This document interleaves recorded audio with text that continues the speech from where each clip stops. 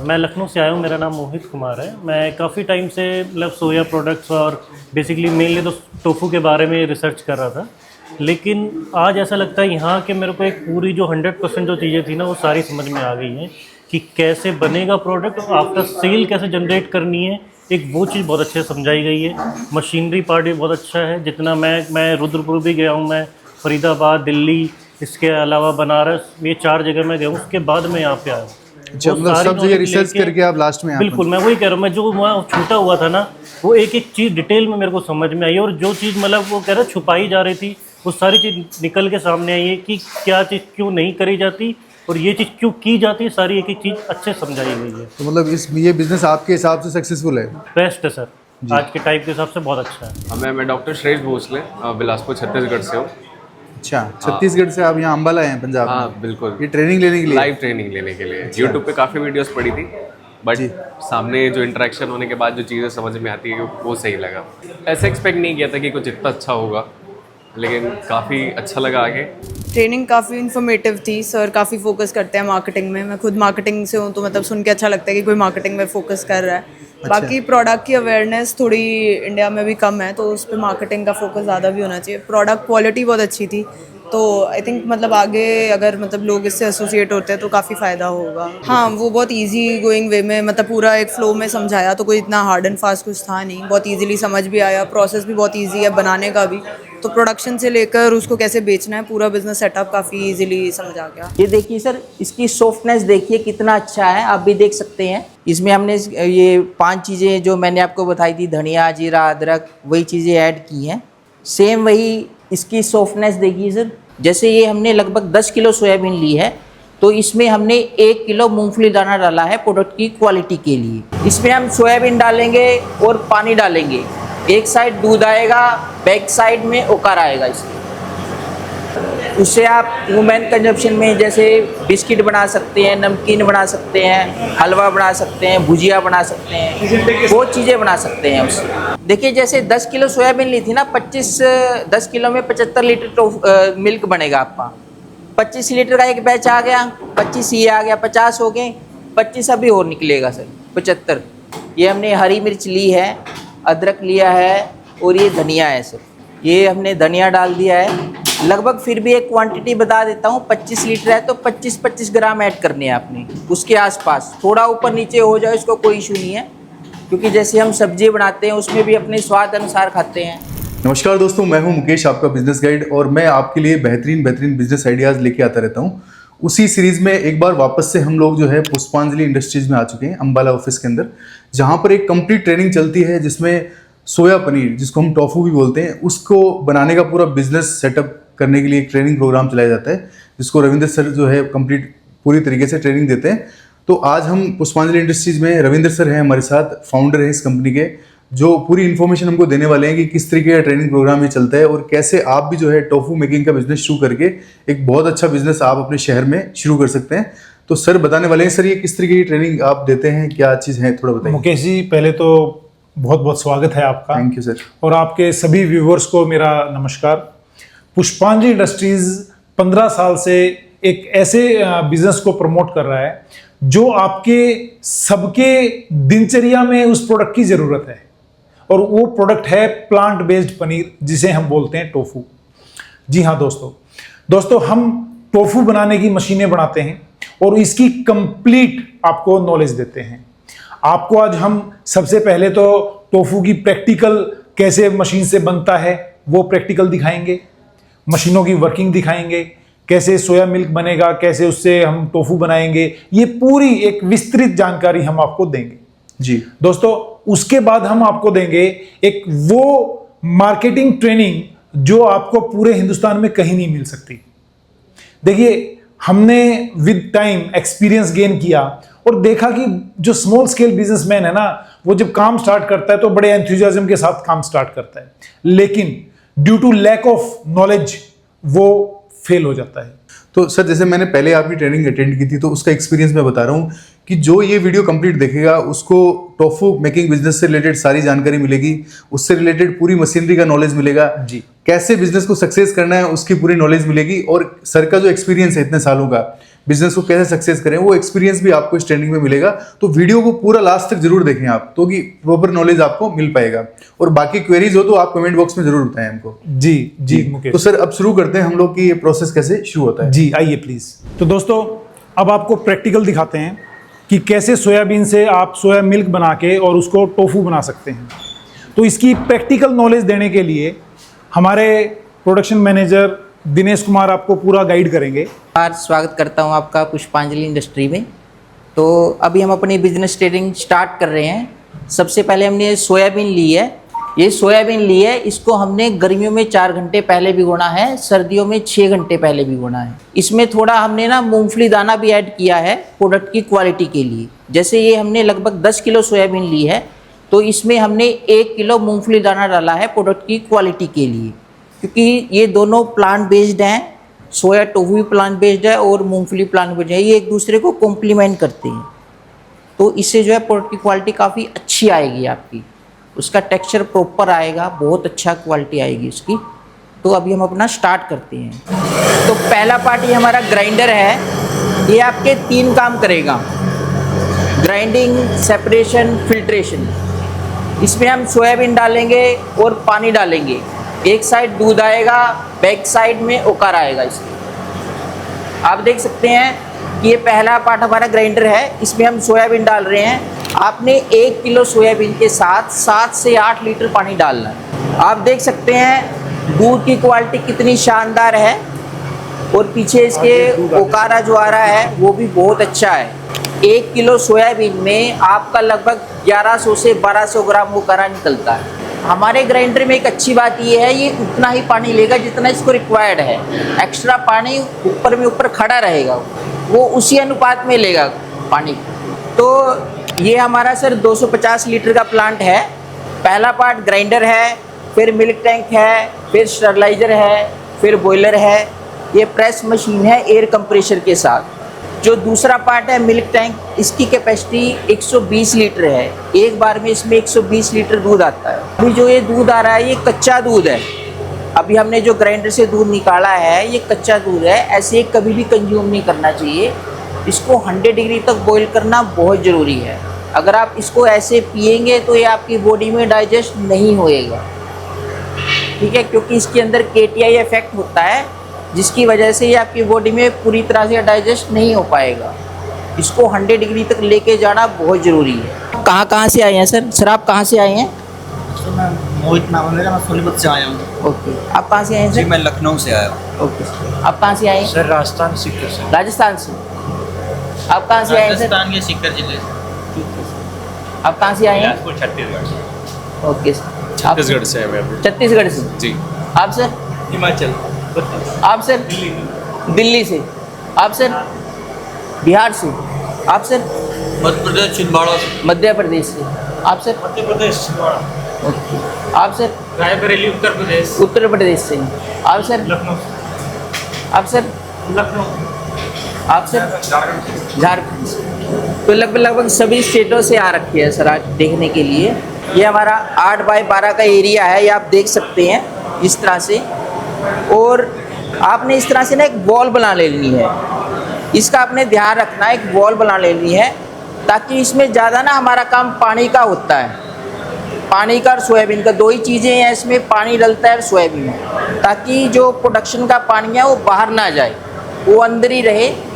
इसलिए आपने इस चीज़ का ध्यान रखना है कि एक इस तरह से वॉल बना लेनी है। 2 मैन पावर चाहिए मशीन ऑपरेट करने के लिए, एक ट्रेंड बंदा चाहिए, ठीक है सर। इसको कोई भी बंदा इजीली चला सकता है, कोई रॉकेट साइंस नहीं है, बहुत इजी प्रोसेस है सर, ठीक है। इसमें देखिए आप, ये हमने ये पाइप लगा रखा है ताकि आपका ये वाला सिस्टम ऑटोमेटिक हो जाए, ठीक है। खाली आपने सिर्फ सोयाबीन उठा के डालनी है ग्राइंडर के अंदर, सिर्फ इतना सा आपका थोड़ा मैनुअल प्रोसेस है। और ये हमने 2 ग्राइंडर के वो 2 सॉकेट लगा रखे हैं 16-16 एम्पियर के। सर इसके लिए ना आपको खाली एक FSSAI का लाइसेंस चाहिए सर, बस एक FSSAI का लाइसेंस चाहिए। उसके बेस पे ये आप अपना काम शुरू कर सकते हैं। उससे आप ह्यूमन कंजप्शन में जैसे बिस्किट बना सकते हैं, नमकीन बना सकते हैं, हलवा बना सकते हैं, भुजिया बना सकते हैं, बहुत चीज़ें बना सकते हैं उससे। सर उसके लिए ना जैसे ऐसा है ना सर, ये पीछे एक पाउडर है, ठीक है, इससे डायरेक्ट तो कोई चीज़ बनेगी नहीं, इसको आपको मिक्स ही करना पड़ेगा। जैसे नमकीन बनानी है, नमकीन बनाने का जो प्रोसेस होता है उसमें वो सारे मटेरियल लगेगा, उसमें सिर्फ ये चीज़ आपने ऐड करना है उसमें, ठीक है। इससे आप जैसे नमकीन, हलवा, भुजिया, ठीक है, मल्टीग्रेन आटे में बहुत चीज़ों में इसको यूज कर सकते हैं।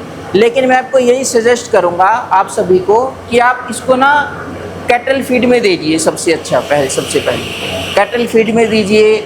मुर्गियों के दाने में यूज कर सकते हैं, ठीक है, मछलियों के दाने में दे सकते हैं, इस तरह से बहुत चीज़ों में यूज कर सकते हैं। इसमें मिल्क टैंक में दूध आ गया, अब ये दूध हम मोटर के जरिए ट्रांसफर करेंगे स्टरलाइजर में। पहला पार्ट ग्राइंडर था, दूसरा मिल्क टैंक है, तीसरा स्टरलाइजर है। आप ये देखिए नीचे पंप पाइपलाइन और मोटर लगी हुई है सर। जो ये नीचे मोटर लगी हुई है ना, ये हमने मोटर ऑन कर दी है और इसमें दूध अब मोटर के जरिए इसमें ट्रांसफर होना शुरू हो गया है।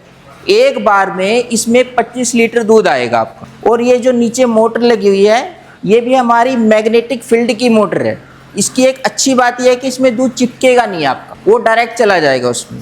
और इसमें एक बार में 25 लीटर दूध आएगा। जैसे ही दूध आएगा आपको इधर से ओवरफ्लो हो जाएगा, 25 लीटर आने का इधर से इसमें ओवरफ्लो हो जाएगा, आपको पता चल जाएगा इसमें दूध आ गया है 25 लीटर, इधर से ओवरफ्लो हो जाएगा। जैसे 25 लीटर दूध आ गया तो इधर ये बॉयलर है, इधर से स्टीम इसमें जाएगी और इसको 100 डिग्री तक बॉयल करेंगे दूध। 100 डिग्री तक, मैं दोबारा बता रहा हूँ, 100 डिग्री तक गर्म करना बहुत ज़रूरी है। उससे पहले कंज्यूम करेंगे तो वो डाइजेस्ट नहीं होगा। आप देख सकते हैं ये दूध ओवरफ्लो हो गया है इसमें, तो इसमें 25 लीटर दूध आ गया है। अब हम मोटर बंद कर देंगे और इसके वाल्व बंद कर देंगे और इधर से स्टीम इसमें ट्रांसफ़र कर देंगे। सर ये लगभग 6 से 7 मिनट लेता है पहले बैच में। अब इसमें देखिए ये स्टीम हमने ट्रांसफ़र कर दी है। ये थोड़ी आवाज़ आ रही है, अभी आपको आवाज़ आ रही है ना, ये आवाज़ ना रोटेशन की है। जैसे कॉफ़ी इसमें रोटेट होती है उस चीज़ की आवाज़ है। जैसे ही टेम्परेचर इसका 60 पे आ जाएगा तो ये आवाज़ बंद हो जाएगी। ये नीचे आप टेम्परेचर देख सकते हैं, इसमें जैसे ही 60 पे आएगा ये आवाज़ बंद हो जाएगी। आप देख सकते हैं जैसे ही 60 पे आ रहा है ये आवाज़ इसकी बंद हो गई है ना। जो रोटेशन की आवाज़ थी ना बिल्कुल बंद हो गया। अब ये यूनिफॉर्म टेम्परेचर पे आ गया है। अब हम सर जो एक बार तो हमने ग्राइंड कर लिया था, अब इसको दोबारा उसमें डालेंगे, क्योंकि पहले बैच में पूरी तरह से दूध निकलता है, दूसरी बार में थोड़ा दूध उसमें ओकारा में रह जाता है, तो 2 बार ग्राइंड करेंगे उसको। अभी उसमें दोबारा फिर उसमें ग्राइंडर में डालेंगे। एक बार तो हमने पहले कर लिया था, अब दोबारा फिर करेंगे सर। अब ये देखिए इसमें पेस्ट बना रहे हैं इसकी, और जब ये सॉलिड है अब ये पेस्ट बन जाएगा तब इसमें ये ग्राइंडर में डालेंगे। इसको 2 बार ग्राइंड करते हैं, इससे ज़्यादा ग्राइंड नहीं करना है, अदरवाइज प्रोडक्ट की क्वालिटी अच्छी नहीं बनेगी। सिर्फ पेस्ट बनाने के लिए डालें। पहले बैच में तो सर टोटल ना 80 लीटर, जैसे 10 किलो सोयाबीन थी, 10 किलो सोयाबीन थी, हमने 8 लीटर डाला 1 किलो में, तो 80 लीटर पानी हो गया। 50 लीटर पहले डाला है, 30 लीटर बाद में डाला है। 1 किलो सोयाबीन में कितना पानी लेना है? 8 लीटर। अब इसको हम बाहर निकाल लेंगे दूध को। ये देखिए 100 पे आ गया टेम्परेचर, इसको हम बाहर निकालेंगे। इसको हम बाहर निकालने के लिए मलमल का कपड़ा लेना है सर, ताकि वो अच्छे से छन जाए प्रॉपर, ठीक है। 100 डिग्री अब इसका हो गया है, जिसका केटिया इफेक्ट है वो बिल्कुल ख़त्म हो गया है। अब इसको आप पी सकते हैं ईजिली। जो हम आज आपको प्रोडक्ट्स बना के दिखाएंगे, जैसे सोया दूध हो गया, सोया टोफू हो गया, मसाला टोफू, दही, लस्सी, ये 5 चीज़ें टेस्ट कराएंगे आपको। वैसे तो आप इससे बहुत प्रोडक्ट्स बना सकते हैं, आइसक्रीम बना सकते हैं, स्नैक्स बना सकते हैं, श्रीखंड बना सकते हैं, वो चीज़ें इससे बना सकते हैं। अब देखिए सर जैसे जैसे इसकी स्टीम उड़ेगी ना, जो सर इसका सोयाबीन का बिनी फ्लेवर है, अपने प्रोसेस में जो आप मशीन देख रहे हैं इसके अंदर लगभग 98% तक उसका जो बिनी फ्लेवर है वो बिल्कुल ख़त्म हो जाएगा 98%। अब ये दूध बन गया है सर, 100 डिग्री पे आ गया है। अब इससे आप कुछ भी बना सकते हैं, दूध बना लीजिए, टोफू, दही, लस्सी, कुछ भी बना सकते हैं। अब जैसे एक बैच आ गया आपका 25 लीटर, ठीक है सर। अब हम मोटर ऑन करेंगे और उसमें दूसरा बैच स्टार्ट कर देंगे। ये देखिए सर, ये आपका 25 लीटर दूध आ गया है और उसमें हम दूध इसमें ट्रांसफ़र कर देंगे। ये सर इसकी ना ये झाग निकाल देंगे इसमें से। इसका रीज़न क्या है, झाग के अंदर ना प्यूरिन एक सब्सटेंस होता है जो अगर ज़्यादा हो तो यूरिक एसिड बढ़ा सकता है आपका। तो ये हम ये निकाल देंगे इसमें से। इधर सर ये देखिए आपका दूसरा बैच इसमें स्टार्ट हो गया है, ये हम इसकी पूरी निकाल देंगे। और जो इसका मिल्क का जो कलर है वो आपका ना जैसे गाय का दूध होता है ऐसा रहेगा। अब इसका जैसे हम टोफू बनाएंगे तो जैसे 100 पे है, ठीक है। अब हमने ये देखना है इसको कितने टेम्परेचर पे फाड़े, 90 पे फाड़े, 80 पे फाड़े, 70 पे फाड़े। तो इसके लिए आपने इसको ना 80 से 85 के बीच में फाड़ना है। ऐसा नहीं आप इससे पहले नहीं फाड़ सकते हैं, 90 पे भी फाड़ सकते हैं। 90 पे फाड़ेंगे तो जो इसका टोफू बनेगा वो हार्ड बनेगा। सबसे आइडियल रेशो रहेगा 80 से 85। उसमें ये है कि आपकी इल्ड भी ज़्यादा आएगी और वो सॉफ्ट रहेगा आपका। कहने का भाव ये है कि इसको हार्ड करना और सॉफ्ट करना आपके ही हाथ में है, ठीक है। 90 पे फाड़ेंगे तो वो हार्ड बनेगा, थोड़ा प्रेस ज़्यादा कर देंगे। अगर 80 से 85 में करेंगे तो वो सॉफ्ट बनेगा। अगर किसी का क्वेश्चन आएगा कि अगर 70 आ जाए टेम्परेचर तो उसमें वो फट तो जाएगा लेकिन वो ना सॉफ्ट रहेगा, बहुत ज़्यादा जम नहीं पाएगा अच्छे से। तो अब हम ये टेम्परेचर देख रहे हैं इसमें, जब इसका टेम्परेचर 80 से 85 आएगा तब हम इसको फाड़ेंगे सर निगारी से। निगारी एक सी सॉल्ट होता है, फाड़ने के लिए तो बहुत चीज़ें हैं, ठीक है। नींबू है, टाटरी है, विनेगर है, जिप्सम है, छेने का पानी है, लेकिन सबसे अच्छा रहता है निगारी। निगारी को हम सी सॉल्ट भी बोलते हैं। इसकी जो आपने मात्रा लेनी है 1 लीटर दूध में 2.5 से 3 ग्राम लेनी है, 2.5 to 3 ग्राम लेनी है। जैसे 25 लीटर दूध है तो इसमें 75 लीटर ग्राम अपने इसमें निगारी ऐड करनी है पानी के साथ, क्योंकि जो निगारी है वो क्रिस्टल फॉर्म में आती है। जब इसको हम पानी में घोलेंगे तो लिक्विड फॉर्म में आ जाएगी, फिर इसके अंदर डालेंगे। इसमें आपको और कुछ चीज़ें रह गई थी मैं बताना चाहूँगा। जैसे जो हमारा स्टरलाइज़र है और बॉयलर है उसमें ना सेफ्टी का भी बहुत ध्यान रखा गया है। जैसे हमने उसको 100 डिग्री तक किया आपके सामने, मान लो उसका टेम्परेचर 110 पे चला जाए, 120 पे चला जाए, ठीक है, तो उसमें डबल सेफ्टी वॉल लगे हुए हैं। उसकी वो विसल उसमें सीटी बजने लग जाएगी, जैसे कुकर में बजती है ना सर, ऐसी उसमें डबल सेफ्टी वॉल है। इसी तरह से ये हमारा बॉयलर है, इसमें इसके नीचे भट्टी लगी हुई है सर, और इसमें पानी डलता है 120 लीटर। एक बार में इसमें 120 लीटर पानी आता है, जिससे आपका 250 लीटर दूध गर्म हो जाएगा। यहाँ से पानी हम इसमें लेंगे और ये वाटर लेवल ट्यूब देख सकते हैं आप, ये सामने वाटर लेवल ट्यूब है। यहाँ से, क्योंकि इसमें ऐसे दिखेगा नहीं, यहाँ से शो होएगा इसमें कितना पानी है। यहाँ से आप पानी देख सकते हैं कितना इसमें पानी है। जब उसमें स्टीम बन जाएगी, वो प्रेशर मीटर देखिए, जब वो 1.5 से 2 आ जाएगा तब इसमें हम स्टरलाइज़र में वो डालेंगे, ट्रांसफ़र करेंगे दूध और उसको 100 डिग्री तक गर्म करेंगे सर। ये इतना सा है, बहुत ईजी सा प्रोसेस है। जैसे सर का क्वेश्चन था पानी का, वो तो छोटी छोटी चीज़ें हैं। जैसे आप पूछ रहे थे कि इसमें इतना है, ये है, वो तो इंजीनियर जाएगा आपके पास, सारा सिखा के आएगा आपको। सर ये 84 टेम्परेचर आ गया है अब, तो अभी ये देखिए सर 84 टेम्परेचर आ गया है आपका, ठीक है। अब इसमें हम निगारी ऐड करेंगे, ये निगारी है। अब ये देखिए पानी में घोल के ना ऐसी हो जाती है सर। इसका एक अच्छा फ़ायदा ये है कि जैसे अगर इसमें हम ना, अगर ये थोड़ी ज़्यादा भी डल जाए, थोड़ी ज़्यादा भी डल जाए तो उससे खट्टापन नहीं आएगा। जैसे एसिटिक एसिड होता है ना सर, उसका एक डीमेरिट ये है कि अगर थोड़ी क्वांटिटी में ज़्यादा डल जाए ना, उससे खट्टापन आ जाता है। निगारी से है कि इससे खट्टापन नहीं आएगा। अगर कम डलेगी तो वो फटेगा नहीं सर। तो इसका आज तक की जो हमारी R&D है, निगारी से अच्छा कोगुलेंट कोई भी नहीं है सर, सबसे बेस्ट है सर ये। अब इसको हम धीरे धीरे करेंगे, एकदम से वो नहीं करेंगे, धीरे धीरे ये कड़छी इसमें डालेंगे ताकि वो सारी जगह उसका केमिकल रिएक्शन पूरे पार्ट में आए सर। ये लगभग 2 या 3 मिनट लेता है फटने में। धीरे धीरे सारी जगह ये होएगा तो अच्छे से फट जाएगा। इसमें सर आपने ना कुछ चीज़ों का ये भी ध्यान रखना है, जैसे आपने सेफ्टी शूज डाल के रखने हैं ताकि गर्म दूध ना गिरे पैरों पे, और कैप वगैरह डाल के रखें ताकि हाइजीन रहे प्रॉपर, ठीक है। जितनी अच्छी आप सोयाबीन लोगे, जो हमारी सोयाबीन है सर, आपने सोयाबीन भी अच्छी क्वालिटी की लेनी है और पानी भी आपका अच्छा होना चाहिए। सोयाबीन अच्छी क्वालिटी की लेंगे, जैसे आपने उसका दाना जो है 10 से 12 mm का सोयाबीन का दाना लेना है, ठीक है सर, 10 से 12 mm का सोयाबीन का दाना लेना है। और जो आपने पानी यूज करना है उसका TDS 100 से 150 के बीच में होना चाहिए। अगर उसका TDS 100 से 150 के बीच में है, फिर मैं ये नहीं कहूँगा कि आप RO लगाइए। अगर 100 से 150 के बीच में है, फिर इसकी RO लगाने की ज़रूरत नहीं है, जैसे हमने लगा रखा है। आपका ऐसे ही काम चल जाएगा। मतलब पीने वाला पानी होना चाहिए। सर देखिए, इसमें हम 2 ही चीज़ें डालते हैं, एक सोयाबीन डालते हैं और एक पानी डालते हैं। जैसा आप इनपुट डालोगे वैसा आउटपुट आएगा। अगर हमने जैसे सोयाबीन अच्छी क्वालिटी की डालते हैं, जैसे अभी हमने सोयाबीन ली है 10 किलो, 10 किलो में आपका टोफू बनेगा 15 किलो।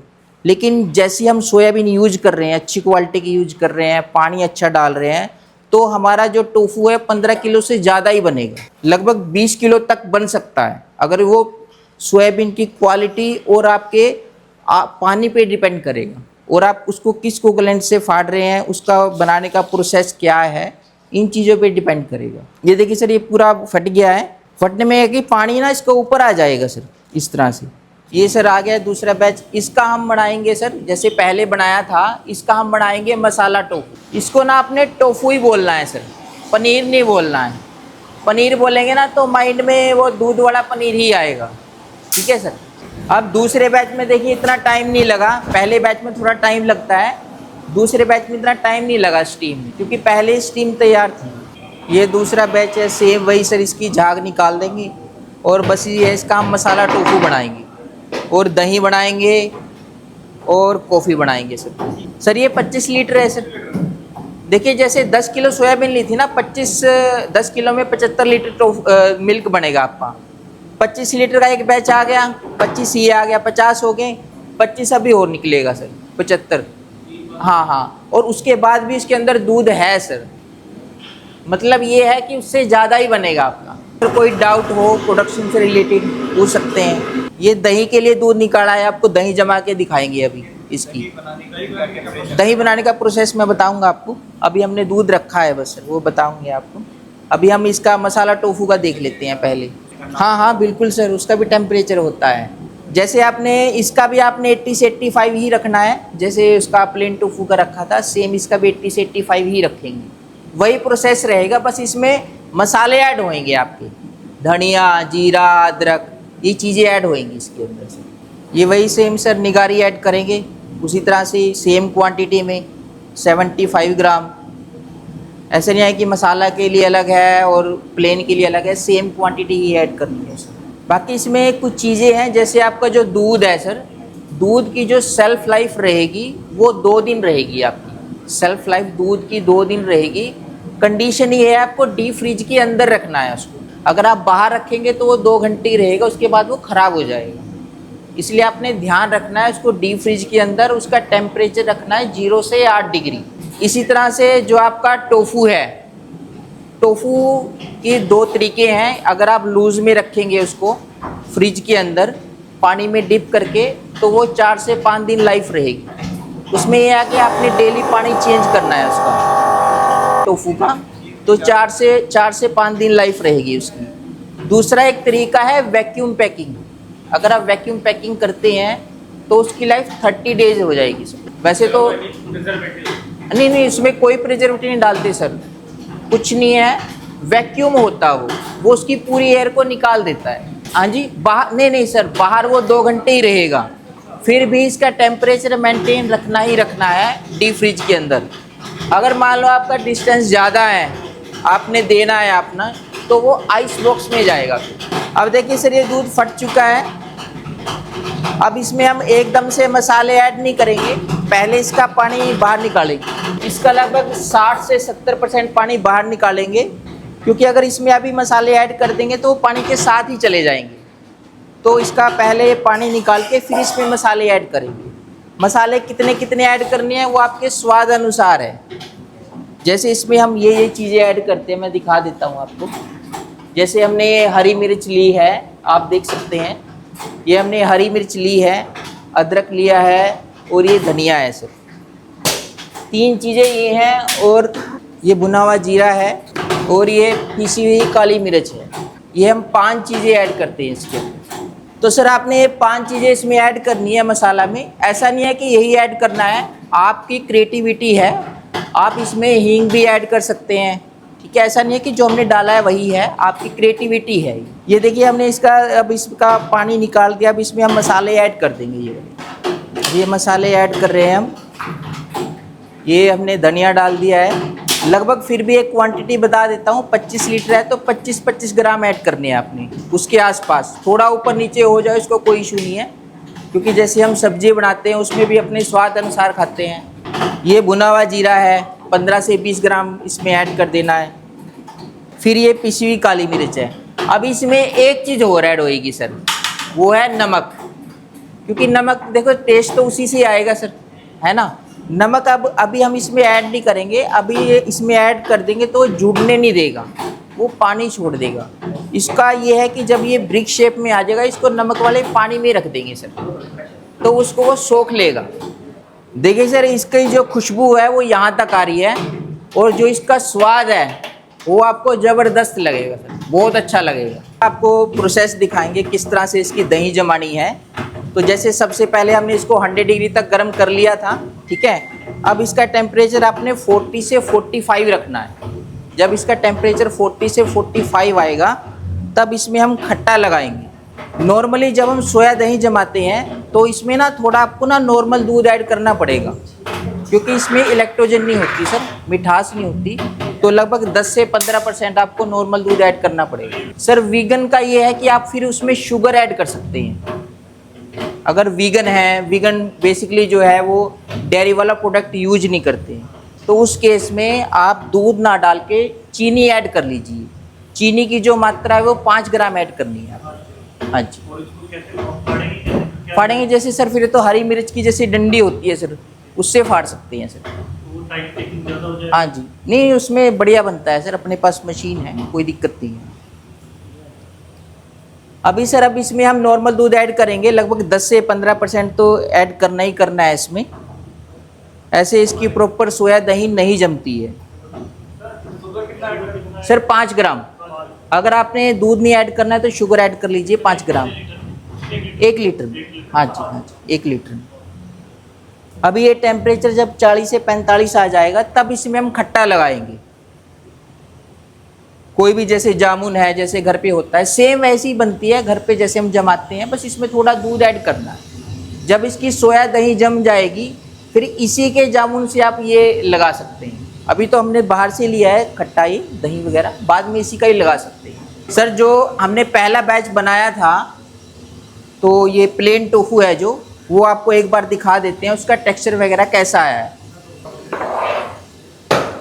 ये सर इसका टेक्सचर देखिए आप, कितना शानदार आया है, आप देख सकते हैं कितना बढ़िया है। अभी आपको ना थोड़ा ये येलोइश में दिख रहा है, थोड़ा येलोइश में दिख रहा है, क्योंकि जो इसकी ऊपर आउटर लेयर है वो थोड़ी ऑक्सीडाइड हो रखी है।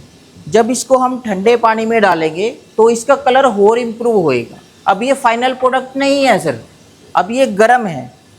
एक आपको दिखा भी देंगे ये कितना सॉफ्ट है, कैसा है एक।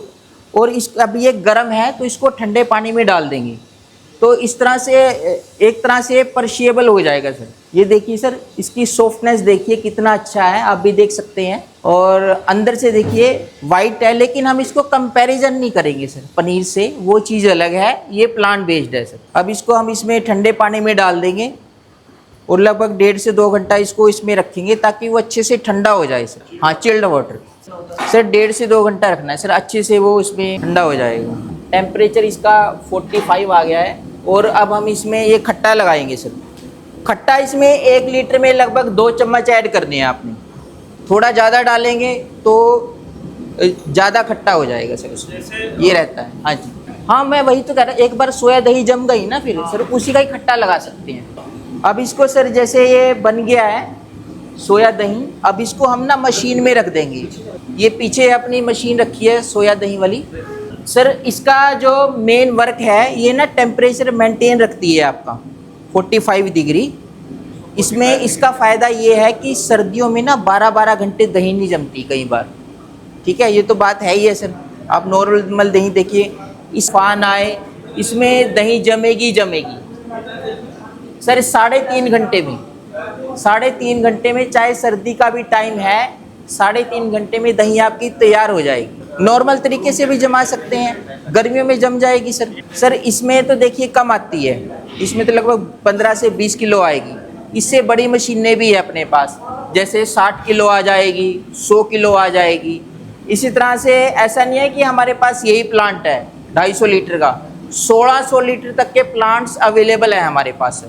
100 लीटर से लेके 1600 लीटर तक के हैं सर। दो तो अंदर रखे हैं, एक 100 लीटर का, एक 180 लीटर का सर। और एक अच्छी बात ये है सर कि हम ना खाली मशीन ही नहीं सेल करते हैं, हम टोफू भी सेल करते हैं मार्केट में। ये सर ये हमने दूध लिया है, आपको कॉफ़ी टेस्ट कराएंगे। अभी तो गर्म है ये, तो अभी तो टेस्ट नहीं आएगा इसमें, तो इसमें फ्लेवर वगैरह ऐड करके तो आपको ये टेस्ट कराएंगे सर। हमने आपको मिल्क भी बना के दिखाया, मसाला टोफू भी, प्लेन भी, दही भी, लस्सी भी। आपको सारा प्रोसेस मैंने अच्छे से समझा दिया है और मैं आशा करता हूँ आपके सारा आपको प्रोडक्शन समझ में आ गया होगा। सर पहला बैच हमने प्लेन टोफू दिखाया था, अब हम ये मसाला टोफू देखिए आप। सबसे पहले एक बार हम चेक भी कर लेंगे कि ये प्रॉपर बना भी है, एक बार इसको देख लेंगे। और ये देखिए सर कितना बढ़िया टेक्सचर आया है टोफू का, देखिए कितना शानदार लग रहा है। इसमें हमने ये 5 चीज़ें जो मैंने आपको बताई थी, धनिया, जीरा, अदरक, वही चीज़ें ऐड की हैं। सेम वही इसकी सॉफ्टनेस देखिए सर। अब इसको सेम वही ठंडे पानी में डाल देंगे। अच्छा इसमें नहीं अभी नहीं, अभी तो हमने इसको, क्योंकि सर अभी ये गर्म है ना, तो इसको अभी हमने ठंडे पानी में डाला है ताकि पेस्चराइजेशन वाला वो सिस्टम हो जाए। बाद में इसमें नमक वाले पानी में इसको रख देंगे सर। तो दोस्तों आपने देखा कितने शानदार तरीके से दिनेश ने आज एक्सप्लेन किया है। ये उसकी लाइफ का पहला वीडियो है जिसमें उसने शूट किया है। सब लोगों ने बहुत अच्छे से इस पूरे प्रोसेस को जाना, जो हिंदुस्तान के अलग अलग कोने से हमारे भाई बहन आए हैं। आइए अब हम बात करेंगे उस नॉलेज की जिस नॉलेज के बगैर कोई भी बिजनेस अधूरा है या आप बिजनेस में कामयाब नहीं हो सकते, दैट इज सेल्स मार्केटिंग की नॉलेज। तो आइए वो ट्रेनिंग स्पेशली मैं खुद लेता हूं आप लोगों के लिए, उसके ग्लिम्स आपको हम वीडियो में दिखाएंगे। लेकिन उस ट्रेनिंग को पूरा अटेंड करने के लिए आपको अंबाला कैंट आना पड़ेगा। किसी भी शनिवार के दिन आप अपनी सीट बुक करवा के आ सकते हैं। तो आइए अब ट्रेनिंग में चलते हैं। मेरा नाम रविंद्र है और मैं फाउंडर हूं पुष्पांजलि इंडस्ट्रीज़ का। आप सबका तहे दिल से बहुत बहुत स्वागत इस बिजनेस ट्रेनिंग में। आपने प्रैक्टिकल देखा, कुछ मुश्किल तो नहीं लगा? बहुत आसान है। नहीं मैं ये कोई नहीं भी कह रहा व्यक्ति जो हूँ, सीखने की चाहत रखता मैं कह है रहा हूँ उसको हम तूने मेरे सिखाएं। साथ ठीक नहीं किया। राइट। अब बात करेंगे 99.9% का रेशो है मेरा। फिर भी कुछ हो गया तो जरूर पूछ दिएगा, पर कंट्रोल एंड होल्ड कर लो बस थोड़ी देर तक। और मोबाइल फ़ोन जरा जो है ना साइलेंट कर लीजिए। मेरा नाम रविंद्र है और मैं फाउंडर हूँ पुष्पांजलि इंडस्ट्रीज़ का। आप सबका स्वागत है इस बिजनेस ट्रेनिंग में। आपने प्रैक्टिकल देखी कैसे सोया की मशीन काम करती है, कैसे सोया मिल्क बनता है, कैसे टोफू बनता है। कुछ मुश्किल तो नहीं लगा? बहुत आसान है। सीखने की चाहत होगी तो सिखा हम देंगे, काम बहुत आसान है। अब आगे बढ़ते हैं। सोयाबीन क्या चीज़ है? दाल, प्लांट का सीड है। प्लांट का सीड है और प्रोटीन सोर्स है, फुल ऑफ प्रोटीन है और एक दाल का रूप है। लेकिन इसको हम न्यूट्रिशनल गोल्डन ग्रेन क्या सिर्फ एक दाल की वजह से बोल रहे हैं? सोयाबीन एक ऐसा लिगम है जो ऑयल सीड में भी है, जिसके अंदर ऑयल भी है। नॉर्मल दालों में ऑयल नहीं होता। ये कॉम्बिनेशन इसको बनाता है न्यूट्रिशनल गोल्डन ग्रेन और जो हमें देता है बिजनेस अपॉर्चुनिटी। चलो इस पे आगे बात करेंगे। मेरी जो ये ट्रेनिंग है इसका क्या महत्व है आप सबकी ज़िंदगी में। आप बिजनेस चाहे ये कीजिएगा चाहे कोई और कीजिएगा, बिलीव मी ये ट्रेनिंग आपको 100% काम आएगी। आप सब स्मॉल स्केल बिजनेसमैन हैं, कोई लार्ज स्केल वाला तो नहीं है यहाँ पे, क्योंकि मैं लार्ज स्केल वाली बातें नहीं करता, ठीक है ना। मैं बिल्कुल ग्रास रूट की बातें करता हूँ। आप सब बिजनेस करने आए हैं तो उम्मीद करूँगा कि कुछ सवाल जवाब आपसे करूँ तो उसका जवाब भी मेरे को दीजिएगा। इंटरेक्शन बनी रहेगी, मज़ा आएगा। पहला सवाल ले लो फिर। What is the basic point of business on which success depends? मैं बेसिक की बात कर रहा हूँ। आप बिजनेस करने आए हैं and believe me 99% businessman small scale category के इस चीज़ को इग्नोर कर जाते हैं। वो एक ही बात पे फोकस करते हैं, भाई मार्जिन कितना है। ठीक बोल रहा हूँ? इसी के कारण हर दूसरे तीसरे साल में एक नया धंधा ढूंढ रहे होते हैं। कहते हैं पहले वाले में मज़ा नहीं आया, कंपटीशन ज़्यादा हो गया। प्रोडक्ट नॉलेज, अगर आपको प्रोडक्ट नॉलेज नहीं है तो आप ना तो मार्केटिंग कर सकते, ना आप क्वालिटी मेंटेन कर सकते। किसी यूनिवर्सिटी में या कहीं किसी जगह आपने पढ़ा कि भाई what is the definition of product knowledge? अक्सर स्मॉल स्केल बिजनेसमैन को मालूम ही नहीं होता कि प्रोडक्ट नॉलेज गेन कैसे करनी है। एक सिंपल सा फॉर्मूला बता रहा हूं सर, चाहे कोई भी बिजनेस कीजिएगा उसमें लगा लीजिएगा, हर बिजनेस में प्रोडक्ट होगा। आपने उस प्रोडक्ट की सिर्फ 2 चीजों पे फोकस करना है। Number 1 feature of the product बोले तो गुण, and benefit of the product बोले तो फायदे।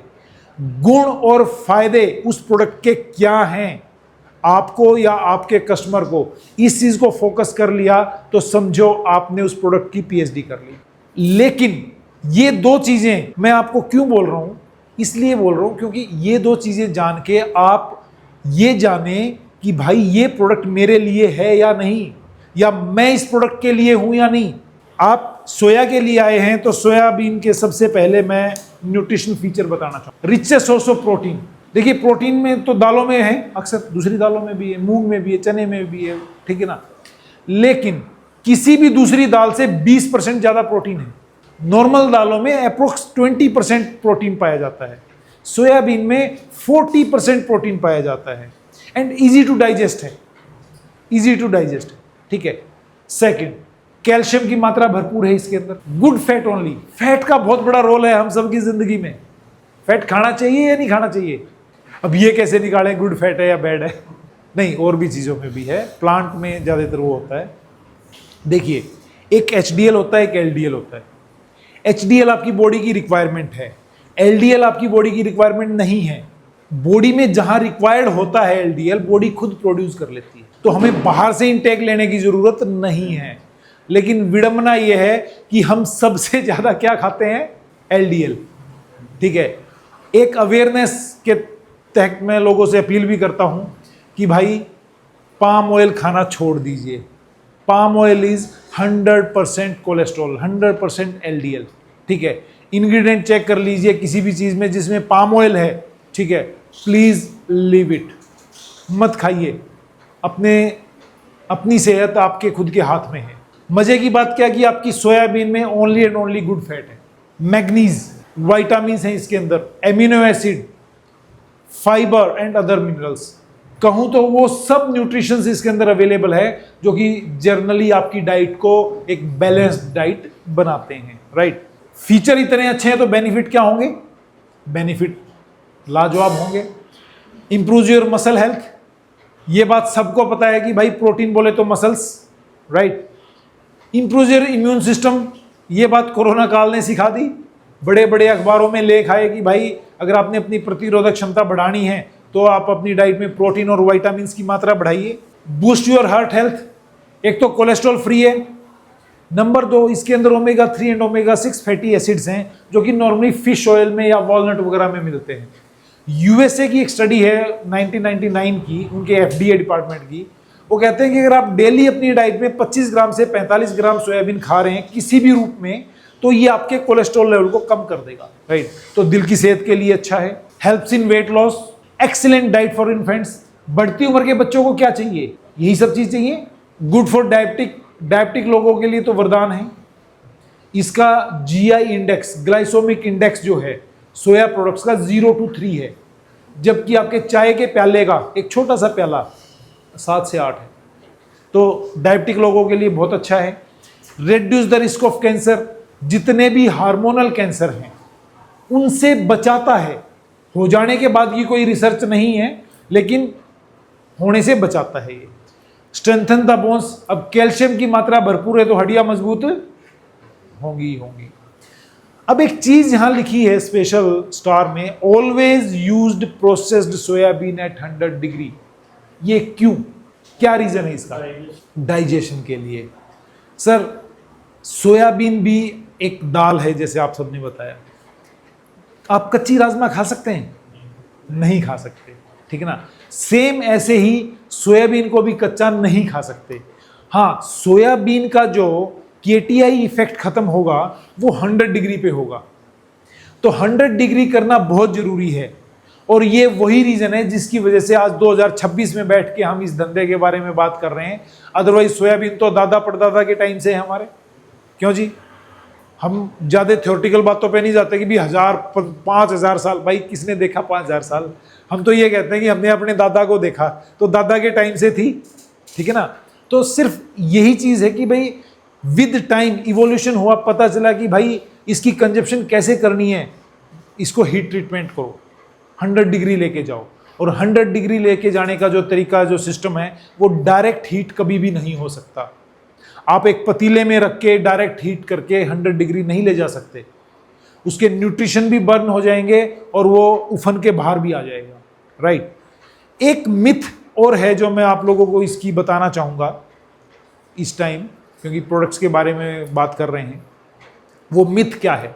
वो मिथ है एक हाफ नॉलेज जो मार्केट में ट्रेवल कर रही है, ठीक है। आप लोगों ने भी किसी ने सुना होगा, बहुत से लोग कहते हैं कि भाई सोयाबीन खाने से जो है ना हार्मोन चेंज हो जाएंगे, पुरुषों के लिए तो बिल्कुल अच्छी नहीं है। ये टोटली सरासर बकवास बात है, सरासर गलत है, कोई इसका साइंटिफिक प्रूफ नहीं है। मेरा एक पॉडकास्ट मेरे चैनल पे डल चुका है, ठीक है, वो आप देखिए। उसमें doctor Mahavir P Sharma, principal scientist, national institute of soybean research Indore, उन्होंने बिल्कुल क्लियर बोला है कि कोई साइंटिफिक प्रूफ नहीं है और इससे बेहतर प्रोडक्ट कोई भी नहीं है। मतलब सोया प्रोडक्ट्स, सोयाबीन खाना 100% सेफ है, ठीक है जी। कोई भी व्यक्ति अगर ऐसी बात करे तो उसको प्यार से कहना कि भाई एक वीडियो देख लो रविंदर जी का पुष्पांजलि इंडस्ट्रीज के चैनल पे, उसकी नॉलेज बढ़ जाएगी, राइट। अब बात करते हैं कि भाई इतने अच्छे गुण हैं, इतने अच्छे मतलब फायदे हैं, उसके बाद इससे प्रोडक्ट क्या क्या बना सकते हैं, राइट। सर एक नहीं अनेक प्रोडक्ट बना सकते हैं, डिपेंड आप पे करता है। To start with soya milk plain और फ्लेवर्ड। प्लेन सोया मिल्क आपका अभी नहीं बिकेगा, मैं बिल्कुल क्लियर भाषा में बोल रहा हूँ। क्यों नहीं बिकेगा? टेस्ट, वो तो एक दिन पियोगे तो फिर हो जाएगा, लग जाएगा। ये एक मिथ भी है और एक ये आदत भी है, क्योंकि आप बचपन से क्या पीते आए हो? Lactogen milk, right. तो लैक्टोजन मिल्क आपके दिमाग में एक टेस्ट बड बना के बैठा है। टेस्ट तो इसका भी है, इसका अपनी जगह है, ठीक है, लेकिन इसका आपके माइंड में डेवलप नहीं हुआ है बस। इसलिए हम देखिए, अब जब हम बिजनेस में आ रहे हैं तो हम किसी खुद पे या 2-4 लोगों के ऊपर डिपेंड होकर काम नहीं कर सकते। जब तक एक मास इसको एक्सेप्ट ना करे, मासिस में इसको एक्सेप्टेबिलिटी ना मिले, तब तक आप प्लेन सोया मिल्क पे ना जाएं, बिजनेस में कोई फायदा नहीं मिलेगा। हाँ, उसके अंदर फ्लेवर्ड, जैसे मैम मेरे से पूछ रहे थे बाहर, ठीक है ना, कौन सा फ्लेवर? स्ट्रॉबेरी डाल लो, चॉकलेट डाल लो, वनीला डाल लो, बटर स्कॉच डाल लो, शुगर ऐड करो और फ्लेवर डालो, जितना मर्जी बेच लो, आपका सिस्टम आपको साथ देना चाहिए। अब आपका सिस्टम आपका साथ क्या रहेगा वो बात आगे आएगी, ध्यान रखना इस पॉइंट को मेरे। देन सोया पनीर, टोफू, इसको एक नया नाम और हमने दिया, that is plant based paneer. Plant based बोलने से सामने वाले को क्लियर हो रहा है कि भाई ये एनिमल नहीं है, राइट। प्लेन और फ्लेवर्ड दोनों ही बिकते हैं और जबरदस्त बिकते हैं, बिलीव मी, दोनों बनाने चाहिए। अब फ्लेवर का कुछ ऐसा मामला है कि हर 10 किलोमीटर पे भाषा और स्वाद चेंज हो जाते हैं, ठीक है ना। तो आप अपने एरिया के हिसाब से जो स्वाद आपके उधर ज़्यादा है उसके हिसाब से चीज़ें डेवलप कर सकते हैं, राइट। बहुत से लोग कहते हैं जी हम तो सिर्फ प्लेन बनाएंगे, फ्लेवर तो हमारे इधर कोई बिकता ही नहीं, चलता ही नहीं। मैं अपने ट्राई सिटी की, अम्बाला की, यहाँ की बात बताऊँ, ठीक है, कभी तो मेरा स्टाफ आके कहता है जी 500 पैकेट प्लेन के बिक गए और आज मसाला तो सिर्फ 300 ही बिका है। कभी आगे कहेंगे जी आज 600 मसाला बिक गए और प्लेन 400 बिके हैं। खुद भी कंफ्यूज रहते हैं और ये मार्केट कंफ्यूज ही रहेगी, इसलिए दोनों बनाना जरूरी है। खाली एक बना के चलने का कोई औचित्य नहीं है। जब एक ही मशीन से एक ही जगह से आपके 2 प्रोडक्ट बन सकते हैं तो आप बनाएं, राइट। देन कर्ड, लस्सी, आइसक्रीम, बे बिवरेजेस, एक्सट्रूड स्नैक्स, श्रीखंड, ओकारा बेस्ड, ठीक है, sweets, barfi, gulab jamun, Laddu, biscuit, bread, हलवा, नट्स, ढोकला, इडली, डोसा, उपमा, आपकी चॉइस है आपने क्या काम करना है। लेकिन एक मैं पूरे मतलब इंडिया की एक केस स्टडी के हिसाब से बताऊं, ठीक है ना, तो हमारी रिकमेंडेशन आपको टोफू की है, ठीक है। टोफू की रिकमेंडेशन क्यों है? दो कारण हैं। पहला एक कॉमर्शियल रीजन, बोले तो क्या, सोया मिल्क फ्लेवर्ड पियोगे, प्लेन तो बिकेगा नहीं, और फ्लेवर्ड सर्दियों में तो कोई पिएगा नहीं, ठंडा दूध गर्मी पिएगा, राइट, तो सीजनल बन गया। फिर कर्ड, लस्सी, बाकी सब प्रोडक्ट सीजनल बन गए। लेकिन टोफू आपका 12 के 12 महीने अपनी मार्केट रखता है, 12 के 12 महीने, ठीक है ना, ये चीज हो गई। दूसरा है थोड़ा सोशल एंड इमोशनल। सोशल और इमोशनल क्या है? सोशल और इमोशनल ये है कि हम सब डुप्लीकेसी से ग्रस्त हैं। दूध पीने को इतना अवेलेबल है नहीं, पनीर बनाने को कहां से आएगा? There is lot of duplicate milk and paneer in market. आप डेली अखबारों में देखेंगे, कहीं 500 केजी पनीर पकड़ा, कहीं 1000 केजी पकड़ा, नकली पनीर पकड़ा, नकली मावा पकड़ा, ठीक है जी। फिर भी हमारी आंखें नहीं खुलती, हम फिर भी पनीर के पीछे ही भागते हैं। आप सबके घर में शादी हो, पहली सब्जी तो तय होती है, पनीर तो है ही है, बाकी दाल कौन सी करनी है, पीली करनी है या काली करनी है, बात की बात है। आप अपने आप से सवाल पूछिए कि भाई इतना पनीर आता कहां से है? डुप्लीकेसी के कुछ रीजन है सर, कुछ कारण है जो मैंने निकाले, एंड आई बिलीव कि आप लोग उसी से एग्री करेंगे, और उसके अलावा कोई कारण और हो तो बताना प्लीज। पहला रीजन क्या है? डेयरी इंडस्ट्री में रॉ मेटीरियल कॉस्ट, बोले तो इनपुट कॉस्ट ज्यादा हो रही है आजकल, और आउटपुट कॉस्ट मतलब प्राइस कम मिल रहा है। डेयरी पालक का खर्चा ज्यादा लग रहा है लेकिन आउटपुट कम आ रही है, ठीक बोल रहा हूं? सबसे बड़ा रीजन यही है जिसकी वजह से लोग डेयरियां छोड़ते जा रहे हैं, कहते भाई बस्ता बचाता कुछ नहीं है। Second reason animal health. Animal health एक बहुत बड़ा चैलेंज है आप सबके लिए, हम सबके लिए। आप दूध पीते हैं, ये मत सोचना कि भी मैं भी पीता हूं, मैं नहीं पीता, तभी पूछ रहा हूं आप दूध पीते हैं?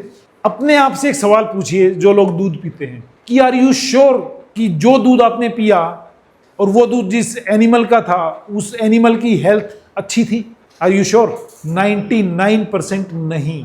पशु अगर सुबह दूध नहीं देता है ना, बीमारी के कारण या कुछ और, तो शाम को टीका लगा के दूध निकाल लिया जाता। आज के दिन दूध के अंदर सबसे ज्यादा पस सेल हैं, सबसे ज्यादा पस सेल हैं, ठीक है। तो आप खुद सोचिए कि हम क्या पी रहे हैं, राइट। और मेरे एक मित्र हैं, एमडी मेडिसिन है, उन्होंने, उनसे डिस्कस हो रहा था ऐसे ही, कहते हैं भाई साहब हमें आदत पड़ी हुई है, क्योंकि हम क्या कहते हैं, एडिक्टेड हैं मिल्क से। अदरवाइज 17 से 18 साल के बाद साउथ एशियन कंट्रीज में कैसीन बनना बंद हो जाता है हमारी बॉडी में, जिसकी वजह से मिल्क हजम भी नहीं होता। लेकिन एडिक्शन है, हम पिए जा रहे हैं। Generation gap and modernisation one of the biggest reason जिसकी वजह से दूध की प्रोडक्शन इंडिया में घट रही है। गांव में पहले जो है ना, आज अगर मैं बात करूं, जो 50 साल की जनरेशन के ऊपर के लोग हैं, वो लोगों ने गाय भैंस का काम किया, कभी कोई शर्म महसूस नहीं की, कभी कोई ईगो नहीं थी, कुछ नहीं था, ठीक बात बोल रहा हूं। लेकिन आज जो 20 से 25 साल की जनरेशन है वो करती है क्या गाय भैंस का काम? क्यों सर? Due to modernisation. पहले गांव से दूध शहर जाता था, अभी शहर से दूध गांव आ रहा है, ठीक है। ये सोचने वाली बात है सर। तो क्या फैक्ट्रियों में दूध बनेगा? पहले जो है पशु को रखते थे तो उसको चराने के लिए लेके जाते थे खेतों में, ओपन जगह में, पशु चलता था, हेल्दी होता था, ठीक है ना, अलग अलग जड़ी बूटियां भी खाता था। अभी क्या है, 10 बाय 15 के कमरे में 10-10 भैंसे पाले हुए हैं, वहीं उनका सब कुछ है, खाना पाना हर चीज वहीं है। तो मशीन बना दी भाई। तो ये तो बेसिकली एक क्राइम है, ठीक है ना। और आप जिस डेयरी से दूध लेते हैं या जहां पे भी आप देखो, ज्यादातर डेयरियों में यही हाल है। अगर आप अच्छे से मूवमेंट के लिए रखते हो, सिस्टम के लिए रखते हो, तो एक मैटर अलग हो गया। लेकिन ऐसे कितने लोग हैं, ये सोचने वाली बात है। ये तीनों पॉइंट मिला के क्या किया, टोटल प्रोडक्शन और टोटल डिमांड में ह्यूज गैप है, बहुत बड़ा गैप है आपकी जो टोटल डिमांड है हमारे पूरे इंडिया की और टोटल सप्लाई की। बेशक प्रोडक्शन में नंबर 1 है वर्ल्ड में, लेकिन हम पॉपुलेशन में भी हैं भाई, पॉपुलेशन भी उतनी ज्यादा है हमारी, खपत भी उतनी ज्यादा है, ठीक है ना। इसके लिए हमें वापस रुख करना पड़ता है प्लांट बेस्ड पे। टोफू एक प्लांट बेस्ड है, अल्टरनेटिव ऑफ डेयरी मिल्क। तो बेस्ट चीज क्या है? Plant based. हम प्लांट बेस्ड पे आ जाएं तो बेहतर है कि हम कुछ बीमारियों से, कुछ चीज़ों से, डुप्लीकेसी से अपने सगे संबंधियों को, अपने समाज को, अपने रिलेटिव्स को बचा पाएं। ये बातें मतलब सोचने में, सुनने में बड़ी एक ऐसी लगती है, हाँ यार पता है हमें, but it's time to take action. अगर एक्शन नहीं लोगे तो बाद में हम पछताएंगे। जी बिल्कुल आएंगे उस पर। मैंने बोला था कंट्रोल एंड होल्ड कर लो। मैंने बोला कि आप जितना सोच सकते हो, जितना सोच सकते हो, ठीक है, A to Z चीजें मैं कवर करूंगा। राइट? आप कब से सोचना स्टार्ट किए इसके बारे में? सर मेरे को 15 साल हो गए। ठीक है, तो please control and hold, I will take everything. Right? चलो अब आ गए हैं तो पहले ही ले लेता हूं। देखिए पीनट मिल्क, पीनट में ना फैट की मात्रा बहुत ज़्यादा है। पीनट को अगर आप, जैसे हम भी 10% पीनट यूज़ करते हैं, अगर उसको 20 भी कर दोगे ना तो पीनट का खुद का फ्लेवर आना चालू हो जाएगा। और फैट जिस चीज़ में ज़्यादा होएगा, पीनट बटर खाया है किसी ने? कितने मज़े से खाते हो? बस मजबूरी में। Right sir, after a time आपको पता है कि ये वो है, मैं नहीं खा पाता peanut butter. Right? Almond milk कितने भाई अफोर्ड कर सकते हैं? राइट? पीनट भी 130-135 रुपए केजी है। अफोर्डेबिलिटी भी एक चीज आ जाती है। Soybean is the cheapest and richest source of nutrition है आज के दिन।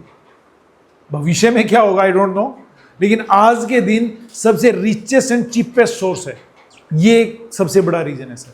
राइट? कैशू मिल्क हर कोई अफोर्ड नहीं कर पाता। प्रैक्टिकल आप सबने देख लिया। अब बात करता हूं मैं, पहले तो मैंने नींव की बात करी थी, है ना, बेसिक पॉइंट, मतलब बिल्डिंग का नींव। अब मैं बात करता हूं overall, what is the most important thing for the business success? That is business education. Business में कामयाबी के लिए बिजनेस एजुकेशन जरूरी है, and it's different from your employment education. Whatever we are getting today, हमें पढ़ाया जो जाता है, ठीक ना, या हमारे जो टेस्ट होते हैं, मैं उसको बोलता हूं ये नौकरी की एजुकेशन है। और नौकरी पाने के लिए आपको याद करना पड़ सकता है कि अकबर का दादा बाबर था, ठीक है ना। लेकिन business education is something very very practical. और बिजनेस एजुकेशन को आप रट्टे नहीं मार सकते।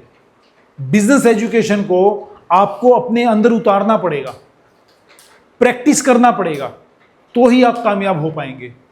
ठीक है, हम कहते हैं ना, अरे वो अनपढ़ आदमी था, उसने करोड़ों की कंपनी खड़ी कर दी। भाई वो अनपढ़ आपके पॉइंट ऑफ व्यू से होगा क्योंकि आप नौकरी लेना चाहते थे और वो नौकरी नहीं लेना चाहता था। राइट?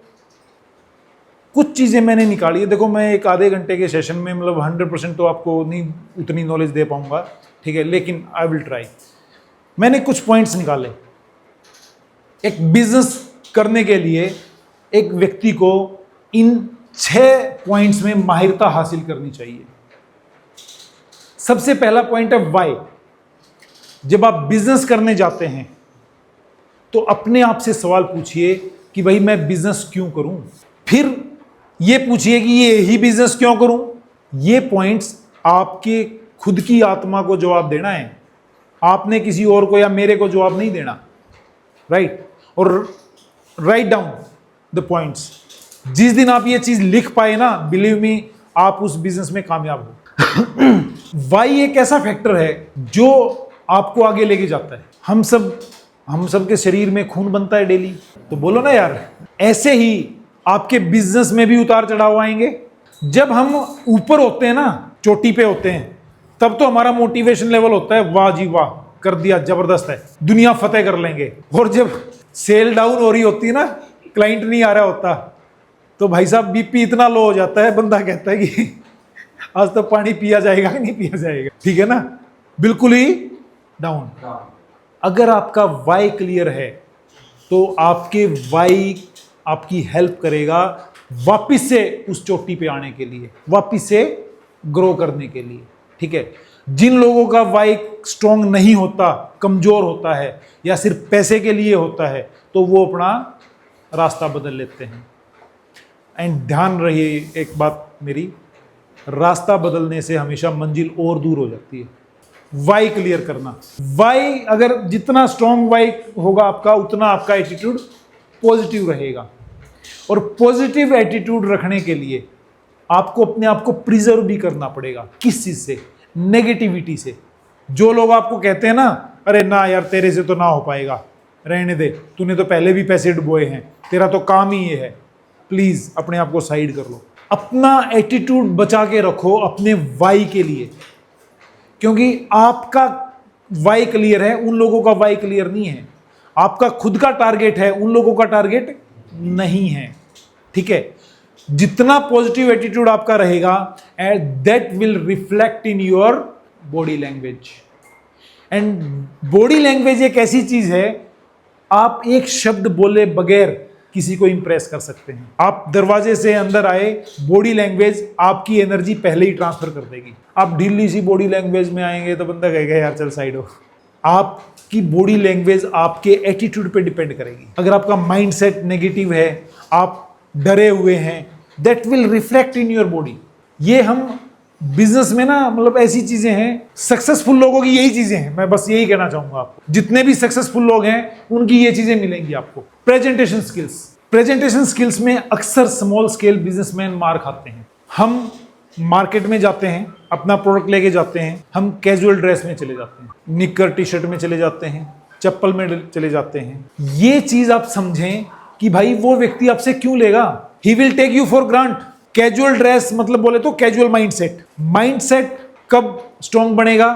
जब आप एक प्रॉपर फॉर्मल ड्रेस में होंगे। तो फॉर्मल बात करने जा रहे हैं ना, और जितनी अच्छी पैकिंग आपकी होगी उतना इंपैक्ट वो डालेगी। अब पैकिंग में दो चीजों की बोलता हूं हमेशा, पहली पैकिंग प्रोडक्ट की और आपकी खुद की। ठीक है ना, तो इस चीज पे जरूर, हमें नहीं मालूम है कि भाई हमें क्या चीज डालनी चाहिए, कैसी डालनी चाहिए। ग्रूमिंग सेशंस लो, ठीक है, प्रेजेंट कैसे करना है, मिलना कैसे है, हैंडशेक कैसे करना है, बात करते वक्त आई कांटेक्ट रखना है, ठीक ना, ये सब चीजें सीखें आप। राइट। फिफ्थ है डिसिप्लिन। डिसिप्लिन इतनी बड़ी चीज है, मैं कहूंगा कि सबसे स्ट्रॉन्ग पिलर है बिजनेस का। डिसिप्लिन एक चीज में नहीं है, डिसिप्लिन हर चीज में लगेगा। आपकी ड्रेस अच्छी होनी चाहिए, ये भी एक डिसिप्लिन। लेकिन बिजनेस में मैं डिसिप्लिन को किसी दूसरे तरीके से एक्सप्लेन करता हूं हमेशा। अनुशासन क्या सिखाता है बिजनेस में? टाइमिंग। बोले तो सरल भाषा में बताऊं, समय का सदुपयोग करना। राइट। मैंने बहुत से लोगों को देखा है, जब वो नौकरी में होते हैं ना, तब तो 9 बजे जाके अंगूठा लगा देते हैं, कहते हैं रिपोर्टिंग सर। और जब वही व्यक्ति अपने बिजनेस में आता है तो 9 बजे क्या करता है सर? सो के उठता। देखो कितने भाई बोले, ठीक है ना। अब जो व्यक्ति 9 बजे सो के उठेगा तो वो 11 बजे से पहले तो अपने काम पे जा नहीं पाएगा। स्वाभाविक सी बात है, एक जर्नल बंदे ने खुद के भी काम करने हैं, घर वाले के भी 2-4 काम होंगे, ठीक है ना। तो उसने अपने 2 घंटे अपनी दिहाड़ी के खत्म कर दिए। राइट। आपके पास मतलब टाइम होगा, लेकिन मार्केट के पास तो भैया वही 8 घंटे का टाइम है। राइट। फिर मैंने आपको टाइम दिया है 12 बजे का और मैं आ रहा हूं 12:30 बजे, तो आप क्या समझेंगे? You will not take me serious. Right. समय का सदुपयोग करना बहुत जरूरी है। डिसिप्लिन आपको एक चीज और सिखाता है, दैट इज कंसिस्टेंसी। लगे रहो, लगे रहो, ठीक है ना। लगे रहोगे तो 100% कामयाबी मिलेगी। दिक्कत कहां आती है? मार्केट में थोड़ा सा भी उतार चढ़ाव आया, ठीक है ना, हमने कोशिश की लेकिन हमें रिजल्ट नहीं मिल रहे अभी, तो क्या हो गया यार? लगे रहो। आपने जिस टाइम ये काम चालू किया उस टाइम 100% सोचा ना कि भाई ऐसा होगा, वैसा होगा, लेकिन वो टाइम मांगेगा, ठीक है। और उसकी हिम्मत आपको डिसिप्लिन ही देगा। राइट। फॉलो अप, ये पांचों एक तरफ, छठा एक तरफ। अगर फॉलो अप करना नहीं आता तो आप अपने एनर्जी को जो है ना कैपिटल में चेंज नहीं कर पाओगे। एक एग्जांपल देता हूं, लोग अक्सर कैसे करते हैं। सपोज मैं सर के पास आया, मैंने सर को बोला कि सर ये प्रोडक्ट है, आपके माध्यम से मैं मार्केट करना चाहता हूं, आपके यहाँ आपको अच्छा मार्जिन मिलेगा, आप कीजिए, आप सेल कीजिए। मोटिवेट कर दिया इनको। बट ही फाइनली सेड, मैं भाई से पूछ के बताऊंगा। ठीक है सर, कब बताएंगे सर? कोई बात नहीं, मैं कल बताता हूँ आपको। अब मैं सर का इंतजार कर रहा हूँ कि सर की कॉल आएगी। कल मैंने मैसेज भी चेक कर लिए, ठीक है ना, कोई कॉल नहीं आई। परसों फिर अरे कॉल आनी थी, वेट कर ही जा रहा हूँ। इसी वेट में 3-4 दिन निकाल दिए। अब चौथे 5वें दिन मैंने सर को कॉल किया, सर मैं रविंद्र बोल रहा हूँ पुष्पांजलि टोफू से। कौन से टोफू से? कौन? अरे सर मैं आया था, आपको टोफू खिलाया था, वो बताया था, किया था। अच्छा, याद आया। अरे यार मैं तो भाई से बात ही नहीं कर पाया। कर दिया सारा काम जीरो। आपकी जितनी मेहनत थी खत्म, फिनिश। क्यों? क्योंकि आप जैसे उनके पास 36 आते हैं डेली। किस किस को याद रखेंगे बेचारे? आप भाई से बात कर लेंगे, ठीक है आज कर लेंगे, कल। सर मैं आपको कल कॉल करूं या परसों? बताएं सर, कल करूं या परसों? सर 10 बजे करूं या 12 बजे? इनडायरेक्ट मैसेज अब आपको क्या मिल गया कि भाई परसों 12 बजे कॉल आएगी मेरे को, उससे पहले भाई से बात कर लेनी है। Open and, not close and, open ended. Never do close and. Close and तो ये है कि अच्छा सर मैं कल कॉल कर लूं, कहेगा ना। This is open. हमेशा ऑप्शन दो, जितने ऑप्शन दोगे कोई ना कोई ऑप्शन वो कैच करे, राइट? तो फॉलो अप करना बहुत जरूरी है, और फॉलो अप अक्सर लोग नहीं करते। मैंने कितने लोगों को देखा है कि भाई फॉलो अप के बगैर बिजनेस लूज कर दिया। एक छोटी सी स्टोरी बता रहा हूं। मेरी ही कोई क्लोज इवेंट मैनेजमेंट का काम करते हैं, ठीक है। अब मैंने ही रेफरेंस दिया कि भाई उनके घर में शादी है, आप बात कर लो, and he is looking for someone to manage the event. वो मिल लिए, कर लिए, हो गई, बात हो गई, ठीक है ना। I was not in the picture, I was out of station, ठीक है। जिस दिन फंक्शन था उसी दिन मैं पहुंचा उधर बाई चांस। अब मैंने उनसे पूछा, मैं क्या भाई साहब उनसे नहीं करवाया? तो नहीं, वो तो बहुत महंगी थी। कितने महंगे थे? कहते 20,000 रुपये महंगे थे, ठीक है। Okay fine, we enjoyed. अब वो मेरे को किसी दिन किसी फंक्शन में मिले, मैंने कहा मैडम आप तो 20,000 रुपये महंगे थे। और ये सर इतना तो मैंने डिस्काउंट दे देना था। तो मैं क्या भाई फॉलो अप क्यों नहीं किया? कहते नहीं वो कह रहे थे वो खुद कॉल करेंगे। मैं क्या क्लाइंट खुद कभी कॉल नहीं। You have to chase, right? Follow up का सिस्टम रखना बहुत जरूरी है अगर आप अपनी एनर्जी को कैपिटलाइज करना चाहते हो, राइट? ये तो सिर्फ ट्रेलर है सर। जब आप पुष्पांजलि इंडस्ट्रीज से जुड़ते हैं, एक special training how to find customer, sales और मार्केटिंग कैसे करनी है, फैक्ट्री का रख रखाव कैसे करना है, एक special training free of cost मैं लेता हूं। ऑनलाइन होती है वो, उसके वीडियोस भी आपको मिलते हैं। क्योंकि देखो आप पूरे इंडिया में अलग अलग पार्ट्स हैं, तो बार बार तो आना पॉसिबल नहीं है, लेकिन वो 1-1.5 घंटे का सेशन होता है, ठीक है। एंड बिलीव मी, जिस भी व्यक्ति ने मेरी उस ट्रेनिंग को 50% भी फॉलो कर लिया, 50%, आज वो 100 kg प्लस है, ठीक है। 100 kg प्लस वाले भी कुछ मैं चीजें दिखाऊंगा, आपको समझ में आ जाएगा कि भाई हाँ वाकई लोग काम कर रहे हैं हमारे, ठीक है। अब बात करता हूं स्कोप। भाई सोया प्रोडक्ट्स या टोफू का क्या स्कोप है, कहां बेच सकते हैं आप, कहां बिक सकता है, ठीक है ना। Number 1 hotel restaurant dhaba, number 2 online food delivery, number 3 food kiosk या स्नैक्स हट। अंग्रेजी में तो नाम बढ़िया है, हिंदी में रेडियां बोलेंगे, और रेडियो का नाम आते ही लोग अंडर एस्टिमेट करने लग जाते। एक छोटे से छोटे शहर में भी 250-300 रेडी आपको अमूमन मिल जाए। केटरिंग इंडस्ट्री पहले तो सिर्फ शहरों में होती थी, अब गांव में भी अवेलेबल है। हॉस्पिटल की canteens, boys girl mess, retail household market, gym, supermarket, sports training centres, pub and bar, छोड़ के गुजरात और बिहार, ठीक है। ये 11 की 11 कैटेगरीज आपको आपके शहरों में जरूर मिलेगी, ठीक है, 100% मिलेगी। अब एक सवाल है आप सबसे, आप बिजनेस करने आए हैं, सेल्स पहले आती है या मार्केटिंग पहले आती है? सब मार्केटिंग से सहमत है? नहीं, एक आधा भाई सेल में है। सेल, मार्केटिंग पक्का। देख लो सर, पाड़ा मत बदलना, फिर आप जीत गए, मुबारक हो। अब एक काम और कर दीजिए, मार्केटिंग की डेफिनेशन बता दीजिए। What is the definition of marketing? 5 number का सवाल है सर, उसके हिसाब से जवाब दीजिएगा। मैंने एक्सप्लेन करने को बोला है सर, आप लोग एक्शन प्लान की बात करो, मैं डेफिनेशन पूछ रहा हूँ एलोबरेट करने के लिए। मैंने कहा कि explain and define the marketing. आप सब 5 में से कोई 1 ले रहा है, कोई 2 ले रहा है, कोई 2.5 ले रहा है, 3 पे भी नहीं पहुंचे हो। Because of this small scale businessman fail होते हैं। मार्केटिंग करना, अब मैं अगर बात करूं तो इधर कैसे मार्केटिंग करेंगे? हम जाएंगे इनके पास, इनको बताएंगे, ठीक है ना। दुकानदार के पास गए, सर लो खाओ, सर बेचो, यही बोलेंगे? क्यों सर? होटल वाले के पास गए, सर ये लो, सर बनाओ, सर आपका फायदा है, सर ये देखो, सर, यही मार्केटिंग है। और इसीलिए फेल हो जाते हैं। दुकानदार को सब कुछ दे दिया, जो ज्ञान प्राप्त किया था वो सब कुछ दे दिया आपने, फिर भी फेल हो जाते हैं, क्योंकि दैट इज नॉट मार्केटिंग। बिल्कुल सिंपल भाषा में बता रहा हूं, अपने प्रोडक्ट के फीचर्स और बेनिफिट्स आम जनता को बताना। मार्क माई दिस पॉइंट, ये इस चीज पे कोई फोकस नहीं करता। आम जनता को बताना, माध्यम टीवी हो सकता है, माध्यम रेडियो हो सकता है, माध्यम प्रिंट मीडिया हो सकती है, माध्यम सोशल मीडिया हो सकता है, माध्यम एक्टिविटी हो सकती है। एग्जैक्टली जब आप आम जनता को बताओगे, और आम जनता को जब हमने बताना है तो हमने मन में ये विचार नहीं रखना कि भाई ये व्यक्ति अभी खरीद ले। द मोमेंट आप इस भावना के साथ किसी को बता रहे हो ना, then you are not doing marketing, you are doing sale. समझे मेरी बात? यहां फर्क आ जाता है कि जब हम इन लोगों के पास जाते हैं तो हम सेल के पॉइंट ऑफ व्यू से जाते हैं, हम मार्केटिंग तो करते ही नहीं। मार्केटिंग है आम लोगों को करना। आज पुष्पांजलि टोफू की एक्टिविटी बताता हूं। तो हमारे वहां पे कोई एक जिम है, एलिवेट, ठीक है ना, उस जिम में सुबह की एक्टिविटी हमने स्पॉन्सर कर रखी है। हमें नहीं है कि भाई उधर से कोई खरीदेगा नहीं खरीदेगा, बाद की बातें हैं। पहले खाओ तो, पहले जानो तो, पहले ये तो लोगों को पता हो ना कि पुष्पांजलि टोफू मार्केट में है। That activity makes the promotion and that promotion is known as market. ठीक है, हम क्या करते हैं, दुकानदार के पास एक एक घंटा बैठ के आ जाते हैं उसको पटाने के चक्कर में कि भाई बेच दे। माफ करना, कभी कोई दुकानदार कोई सामान नहीं बेचता। ठीक बोल रहा हूं? आप खुद जाके खरीदते हो, आप मांगते हो कि भाई लक्स दे दे, भाई पेप्सोडेंट दे दे। ठीक है जी। तो ये सबसे बड़ा रीजन है कि स्मॉल स्केल बिजनेसमैन मार्केटिंग पे पैसा खर्च नहीं करता और सिस्टम डाउन हो जाता है। ठीक है, अब एक होमवर्क मैं आपको दूं कि भाई इन लोगों की लिस्ट बनानी है आपने। आपके 50 किलोमीटर के रेडियस में 3 महीने में कितने की लिस्ट बन जाएगी? चलो एक दिन के हिसाब से कर लो ना एक बारी। एक दिन में मिनिमम कितने कर लो? आपने लिस्ट बनानी है।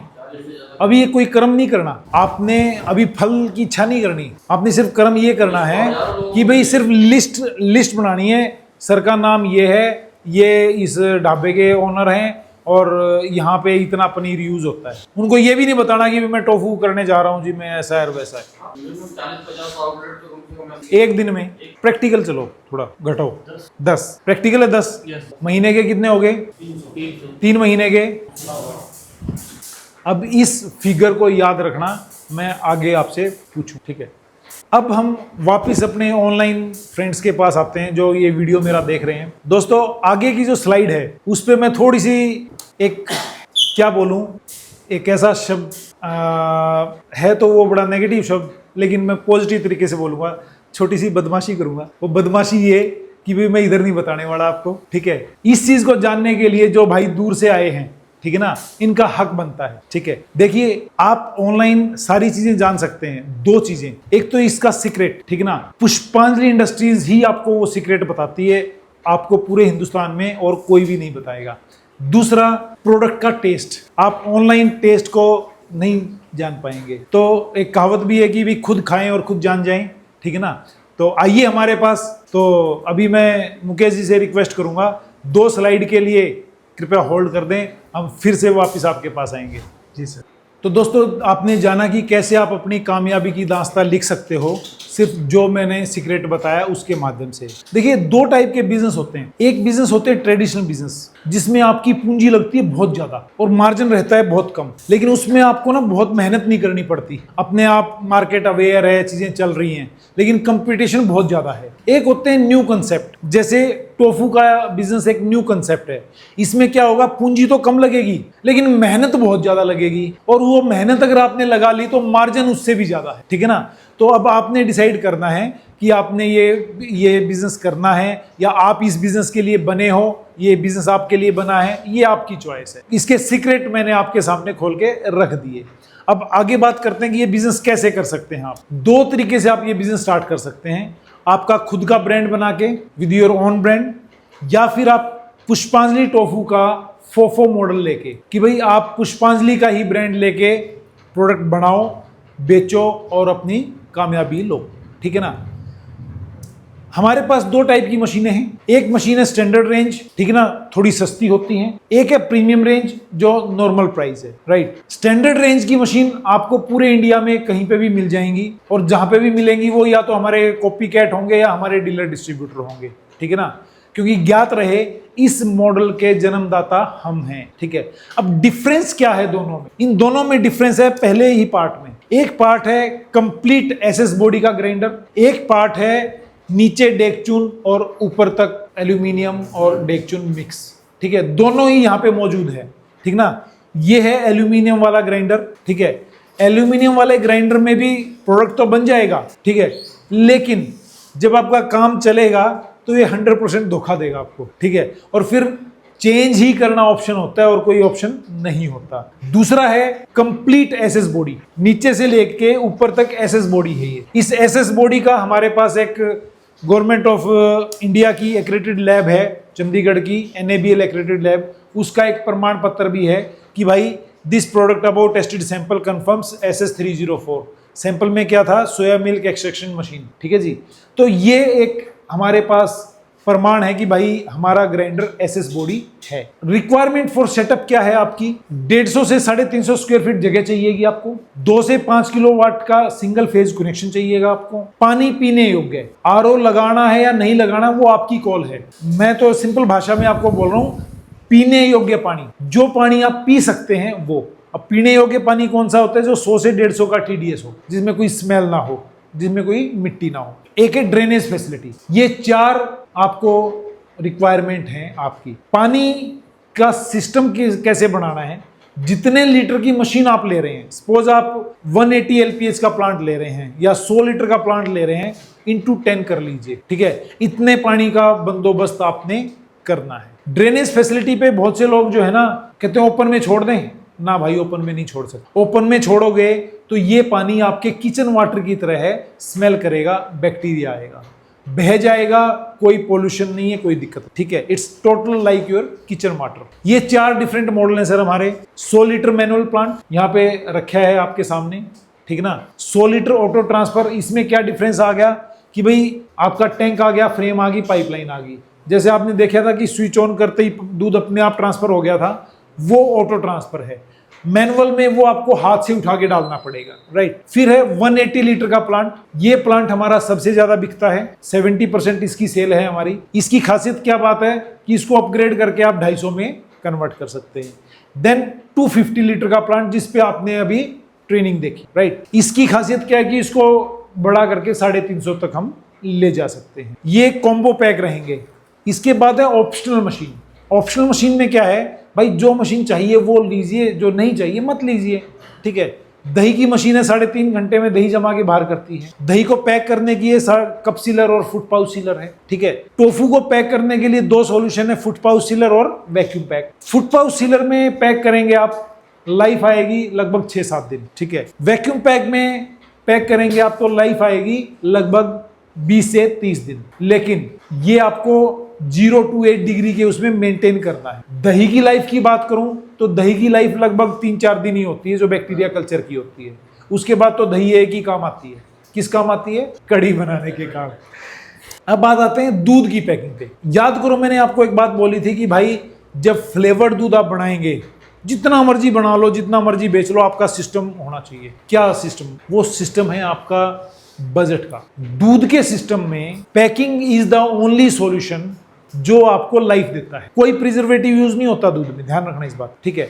अब टेट्रा पैक करोड़ों रुपए की बातें हैं, असेप्टिक पैकिंग फिर करोड़ों रुपए की बातें हैं। एक सस्ता टिकाऊ सिस्टम हमने बनाया, दैट इज ग्लास बोतल स्टेरलाइजर।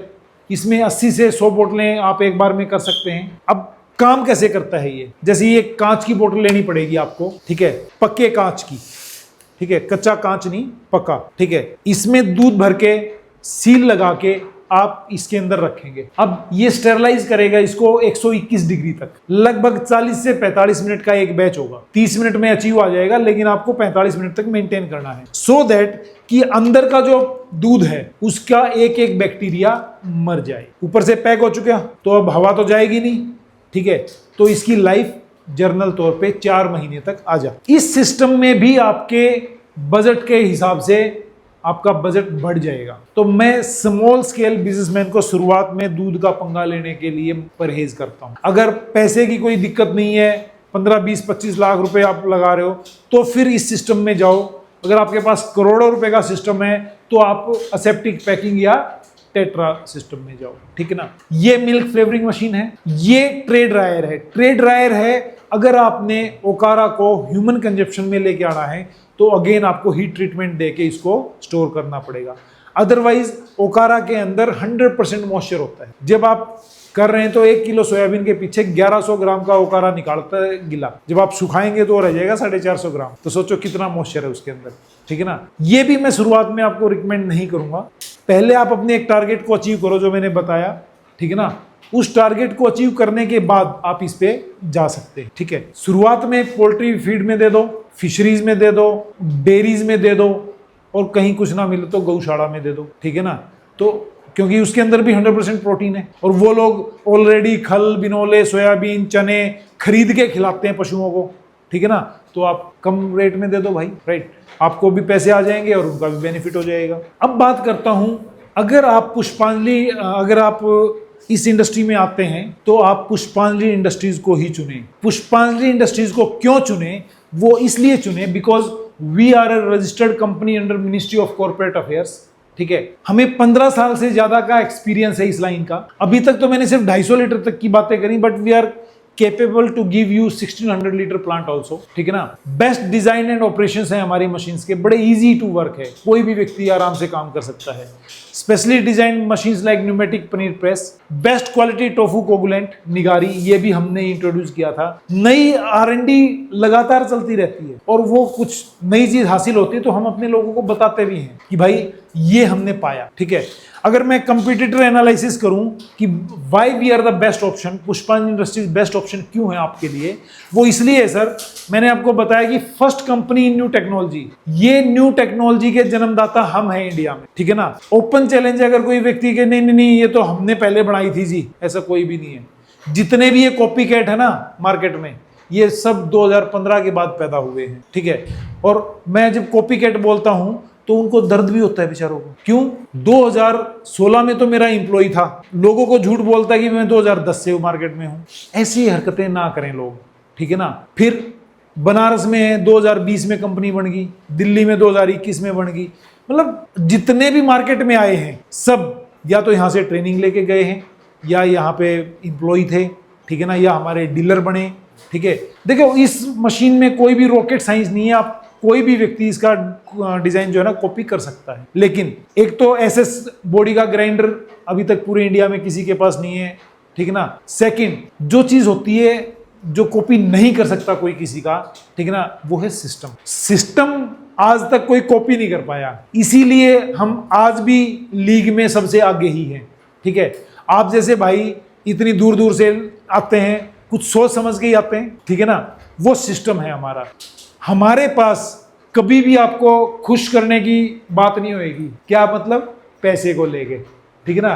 क्यों? क्वालिटी में समझौता नहीं कर सकते। यहां आपको बहुत खुश करेंगे, बस आप रेट बोलो जी, 10,000, 20,000, 50,000। एक बार तो एक क्लाइंट ने आके मेरे को एक कोटेशन दिखाई, 60,000 रुपए की बार्गेन थी उसमें। अब वो क्लाइंट कहता है जी मैं तो जल्दी उठ के आ गया, हो सकता है ये लाख की भी हो जाती। मैं कहा भाई बिल्कुल हो सकती है। जो व्यक्ति आपको प्राइस में इतना ज्यादा आप वो करेगा तो या तो वो पहले चीटिंग कर रहा था वो, या वो बाद में करेगा। सिंपल सी बात है ये तो। क्यों सर? या तो उसने पहले आपको मतलब चीटिंग कर रहा था, या वो क्वालिटी गिरा के आपके साथ चीटिंग करेगा। यहाँ कभी भी ऐसी चीज नहीं होएगी। हाँ, एक रिस्पेक्टेबल अमाउंट का जो भी एक सिस्टम बनेगा वो हम आपको देंगे, बताएंगे, ठीक है ना। रेट्स में वर्बली नहीं बोलता कभी भी, वो कोटेशन में दूंगा आपको। पांचवा जो पॉइंट है सर, वो इस इंडस्ट्री की बैकबोन है, आफ्टर सेल सर्विस। इन लोगों के पास जीरो आफ्टर सेल सर्विस है, जीरो। वो मैं इसलिए बोल रहा हूं क्योंकि शायद मुकेश भाई ने जब लास्ट टाइम वो बनाया था, ठीक है ना, उस टाइम कोई एक व्यक्ति आए हुए थे, उन्होंने दिल्ली से मशीन ले ली थी, ठीक है ना। कहता है जी 3 महीने हो गए, ना तो इंजीनियर आया इंस्टॉल करने, ना वो बंदा फोन उठा रहा है। कहता मैं क्या करूं। एंड हमने मतलब उस व्यक्ति के पास अपना इंजीनियर भेज के उसकी इंस्टॉलेशन करवाई, उसको ट्रेनिंग दी, आज वो सर्विस भी हमसे ले रहे हैं, ठीक है ना। सर्विस टीम और स्पेयर पार्ट्स की अवेलेबिलिटी प्रॉपर है, ठीक है ना।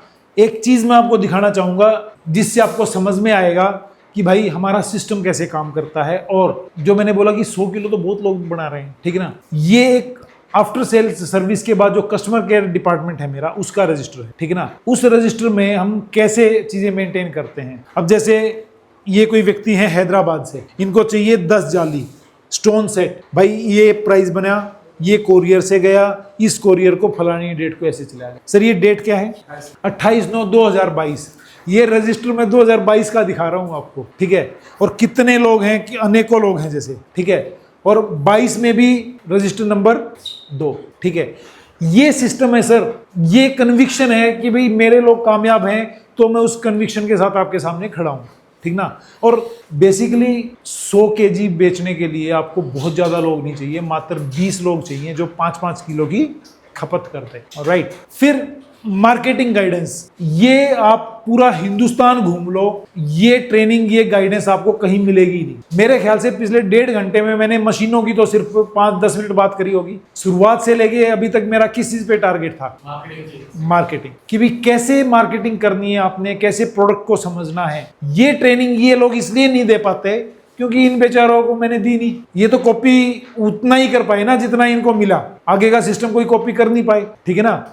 कई जगह तो मेरी प्रेजेंटेशन भी हूबहू वैसे कॉपी की लोगों ने, फिर उनको नोटिस दिए गए, ठीक है ना। फिर हटी, 1-2 यूट्यूबर्स को भी मतलब नोटिस दिया गया, ठीक है ना। ये मैं क्यों दे पाता हूं आपको? क्यों? क्योंकि हम खुद मार्केट में अवेलेबल हैं। पुष्पांजलि टोफू नाम से ब्रांड हमारा मार्केट में है, ठीक है ना। और लोग उसको यूज कर रहे हैं, लोग अच्छा फीडबैक दे रहे हैं, ठीक है ना। हमें मार्केट से पता चलता है कि भाई आज फलानी जगह ये हुआ, दुकानदार ने ऐसा बोला, केटरर ने ऐसा बोला, ठीक है ना। ये चीजें क्यों खुद कर रहे हैं, खुद नहीं करते तो शायद ना बता पाते आप, right. Feedback from government institute of India, ये सबसे बड़ा एक हमारी कामयाबी है, हमारी उपलब्धि है। क्या लिखते हैं doctor Mahavir P Sharma, principal scientist, to whomsoever it may concern, Pushpanjali industries private limited, Jagadhri road, Ambala, cantt, Haryana, have successfully supplied, installed and demonstrated the soya milk and tofu making machine during 21-22 at Agri Business Incubation Center Indore, and we are pleased to place on record that their service is prompt, commendable and highly appreciated. Sir ये चीज ना आपका trust factor बढ़ा देगी 100 के पार। जब देश के सबसे बड़े इंस्टीट्यूट ने हम पे भरोसा किया है तो आप भी कर सकते हैं, और हम आपके भरोसे पे 100% खरे उतरेंगे, राइट। सर्विस और सपोर्ट की बात करूं, hassle free door delivery with transit insurance. आप पूरे हिंदुस्तान में कहीं से भी हैं, आपको डोर स्टेप डिलीवरी मिलेगी। देखो ट्रांसपोर्ट चार्जेस तो आपका ही रहेगा, लेकिन उसमें हेल्प ये रहेगी कि भी हमारी फैक्ट्री से पिक होके आपके घर तक पहुंचने में, ठीक है ना। विद इंश्योरेंस आपको मिलेगा। FSSAI का लाइसेंस लेना बहुत जरूरी है सर। 2 प्रकार के लाइसेंस होते हैं, एक 12 लाख से नीचे, उसको रजिस्ट्रेशन बोलते हैं। एक 12 लाख है टर्नओवर, कि सालाना टर्नओवर मेरा 12 लाख। एक है 12 लाख के टर्नओवर से ऊपर, उसकी फीस है 3000, वो आपका फूड इंस्पेक्टर देगा। 12 लाख से नीचे वाली रजिस्ट्रेशन आप खुद ऑनलाइन भी कर सकते हैं। आप खुद नहीं कर पा रहे हैं तो हमारा स्टाफ भी आपकी हेल्प कर देगा। Complete training at your site bye experience staff. जब मशीन आपके डोर स्टेप पहुंचेगी तो कंपनी का इंजीनियर आएगा, 2 दिन आपके पास रुकेगा, और 2 दिन रुकने के बाद वो वापिस आएगा और आपसे एक वीडियो निकालने की रिक्वेस्ट करेगा कि सर आप समझ गए, ये चीज रिकॉर्ड करके दे दो, नहीं तो मेरी सैलरी नहीं मिलेगी। एंड बिलीव मी, जब तक आपका वीडियो नहीं आ जाता उस इंजीनियर की सैलरी रिलीज नहीं हो, because I want you to be satisfied. मेरे को क्या पता है वो आपको सिखा के आया कि नहीं आया। आप अपनी जुबान से बोल रहे हैं, फिर तो मैं समझ पाऊंगा कि भाई हाँ, क्यों सर, ठीक है। 24/7 ऑनलाइन सपोर्ट अवेलेबल। जो इंजीनियर आपके पास आया वो फर्स्ट लाइन ऑफ सपोर्ट है आप, ठीक है। Warranty for 1 year on manufacturing fault in any part of the machine. 1 साल की मैन्युफैक्चरिंग वारंटी है। आज तक ऐसी कोई दिक्कत परेशानी नहीं आई, सिवाय एक चीज जो मल्टीपल टाइम हमें मिली, और वो ये है कि भाई क्लाइंट्स आफ्टर प्रोसेसिंग मशीन की सफाई नहीं करते प्रॉपर। समझे मेरी बात? आप अभी देखेंगे प्रोडक्शन हो गई हमारी तो लड़कों ने मशीन साफ करके रख दी, ठीक है। दिक्कत कहाँ आती है कि भाई चल मैं मार्केट जाया हूँ, आके कर दूंगा। अब वो 2 घंटे लेट हो गए, फिर माइंड से निकल गया, थक गए, चल यार कल करूंगा। उस चक्कर में क्या होता है, अंदर मशीन के बैक्टीरिया बन जाते हैं और आपके प्रोडक्ट की लाइफ भी गिरेगी और प्रोडक्ट की क्वालिटी भी गिरेगी। देयर एंड देन इसकी सफाई कर दीजिए। ये मशीन ऐसी है कि दादा ले पोता भरते, कोई दिक्कत परेशानी नहीं है। Last but not the least, this is the best time to start this business. ऐसा क्यों सर? ये सही समय क्यों है ये बिजनेस चालू करने का? जैसे डेयरी इंडस्ट्री डाउन होती जा रही है हमारी ड्यू टू जनरेशन गैप, ठीक है ना, मॉडर्नाइजेशन, ठीक है ना, और मल्टीपल रीजन्स के। अब लोगों के पास ऑप्शन क्या बचे? Plant based. अब प्लांट बेस्ड में जैसे सर पहले कह रहे थे कि भाई almond milk, cashew milk, peanut milk, ठीक है ना, या soya milk. Soya milk being the cheapest and richest source of nutrition, ये सबसे आगे है दौड़ में। ठीक है ना। अब जो टोफू आपके सामने बना था वो टोफू आ गया है, इसका टेक्सचर और इसका कलर आपके सामने है, ठीक है। आप दूर दूर से आए हैं, ठीक है, तो 3 पीस तो आपको खाने पड़ेंगे, चौथा आपकी मर्जी है, ठीक है। खाने कैसे हैं? सबसे पहले प्लेन टोफू खाना है, ठीक है जी, फिर इसी प्लेन को नमक के साथ खाना है, और तीसरा फिर जो मसाला टोफू बना है ये खाना, ठीक है। रिक्वेस्ट ये है कि लाइन वाइज आएंगे, ठीक है, और एक स्पेशल रिक्वेस्ट ये है कि भाई जब एक बारी सब खा लेंगे ना तो इसका रिव्यू पूछेंगे, ठीक है ना। तब तक प्लीज अपने साथी को भी ये मत बताओ कि भाई आपको कौन सा अच्छा लगेगा। रीजन बीइंग आई वांट कि आप इंडिपेंडेंट तरीके से इस प्रोडक्ट को समझें, ठीक है ना सर। और बाहर मत जाइएगा, अभी क्लाइमेक्स बाकी है। सबने 3 पीस खाए। अब देखो मैं आपके मन की बात बताता हूँ, जब आपने पहला पीस खाया तो आपके माइंड ने इसको कंपेयर किया पनीर के साथ, ये जानते हुए भी कि भाई आप पनीर नहीं खा रहे हो, लेकिन माइंड ने कंपेयर किया पनीर के साथ। लेकिन जब आपने उसी को मसाले नमक के साथ खाया, ठीक है ना, तो आपका 50% टेस्ट चेंज, राइट, ठीक है। और जब आपने तीसरा पीस खाया मसाला टोफू, फिर आप सोयाबीन ढूंढ रहे थे उसमें, फिर आपका 100% टेस्ट चेंज। यही इस प्रोडक्ट की खासियत है और यही इस प्रोडक्ट की विडंबना है। खासियत ये है कि भाई आप सिर्फ नमक डाले तब भी टेस्ट चेंज हो गया, तो सोचो इसकी सब्जी बनाई, भुर्जी बनाई, कोई भी चीज़ बनाई तो इसका टेस्ट एकदम लाजवाब। विडंबना ये है कि भाई इसी फैक्टर के कारण ये आज तक अपना नाम नहीं बना पा रहा है बेचारा, आज भी पनीर के नाम से ही बिकी जा रहा है, ठीक है ना। तो मेरी हमेशा रिक्वेस्ट ये रहती है कि भाई हमने टोफू का झंडा ऊंचा करना है, ठीक है ना। टोफू एक प्लांट बेस्ड चीज़ है, एक डायरेक्ट मैसेज है, ठीक है ना। हम पनीर कह के ना बेचें इसको, हम इसको टोफू कह के बेचें तो ज़्यादा बेहतर है, ठीक है। बाकी अब सबसे कैसा लगा थोड़ा रिव्यू ले लेते हैं। सर आपको कैसा लगा? बहुत अच्छा लगा सर, सॉफ्टनेस बहुत अच्छी थी, मतलब बहुत ही अच्छा लगा। ऐसे माइंड में आया कि कंपेयर करें मिल्क के पनीर से, लेकिन रियल में उससे भी अच्छा लगा। तो मुझे मसाला टोफू बहुत अच्छा लगा, बहुत बढ़िया। 1% व्यक्ति कोई ना प्लेन नहीं खाता, सबने खानी भुर्जी होती है या सब्जी होती है, ठीक है ना। वही जीरा, अदरक, आपका धनिया, काली मिर्च, वही सब चीज़ें पड़ी थी इसमें। आपको कैसा लगा सर? अच्छा था, और जो मसाले वाला है वो और अच्छा। सर जो प्लेन वाला था वो तो थोड़ा सा डाउट हुआ कि कुछ अलग है, मसाले वाला और उसमें नमक लगा के वो बड़ा बढ़िया लगा सर।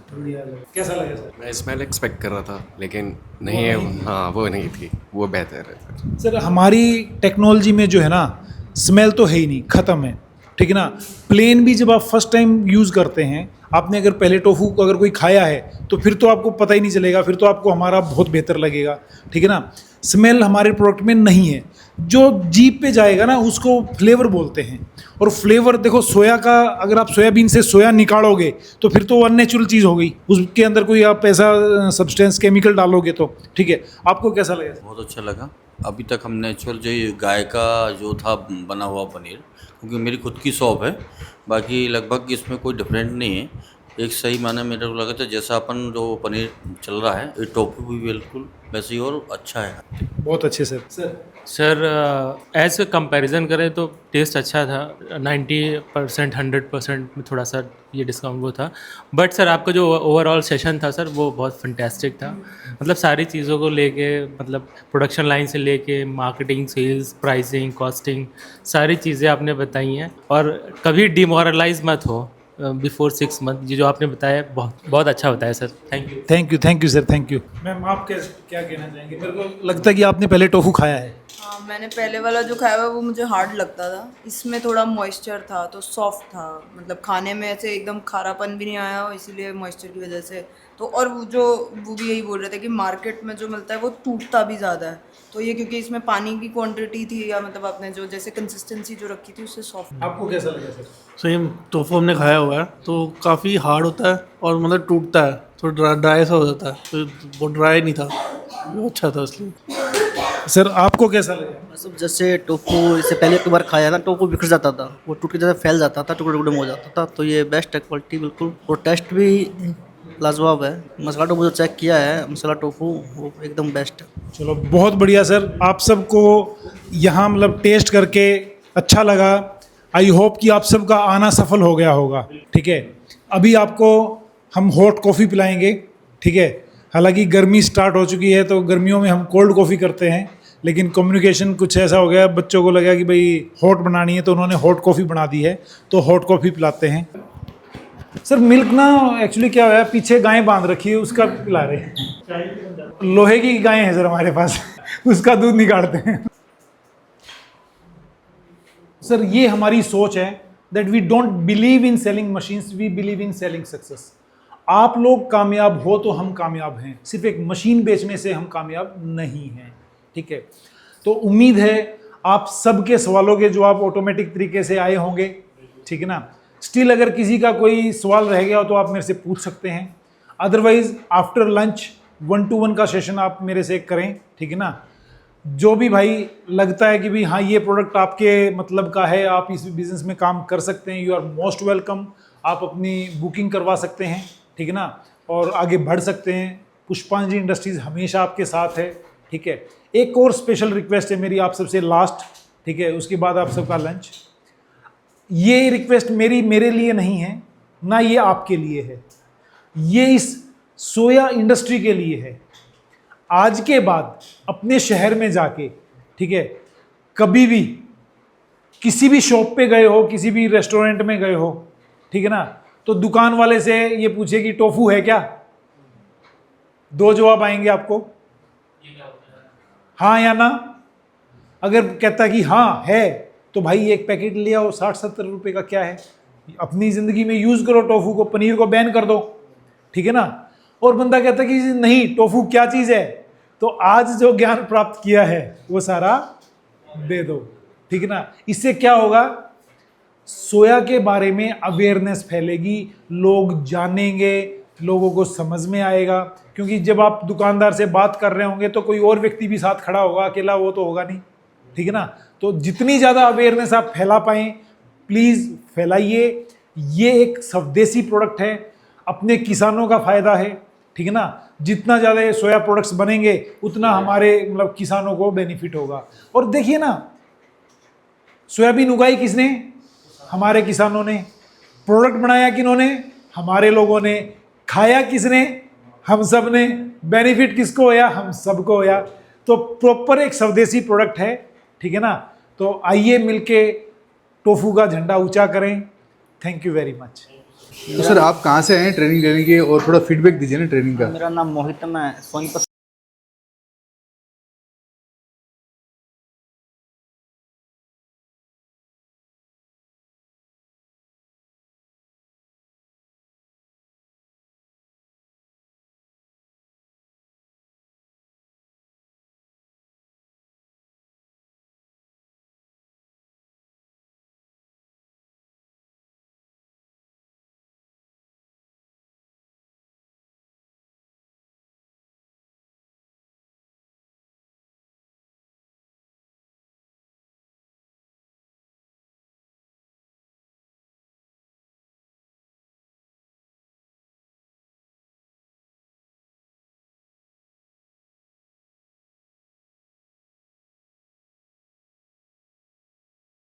हाँ जी सर, आपका नाम बताइए, कहाँ से आए हैं सर। जी सर, मेरा नाम सुनील सोलंकी है, मैं मध्य प्रदेश से आया हूँ जी। ये मेरी टीम है।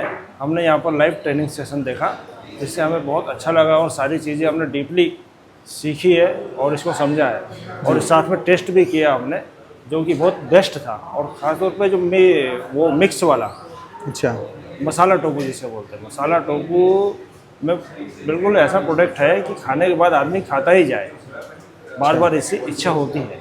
तो सर जैसे सेल्स और बिजनेस की जो बताइए सर ने ट्रेनिंग दी, वो कैसे लगी।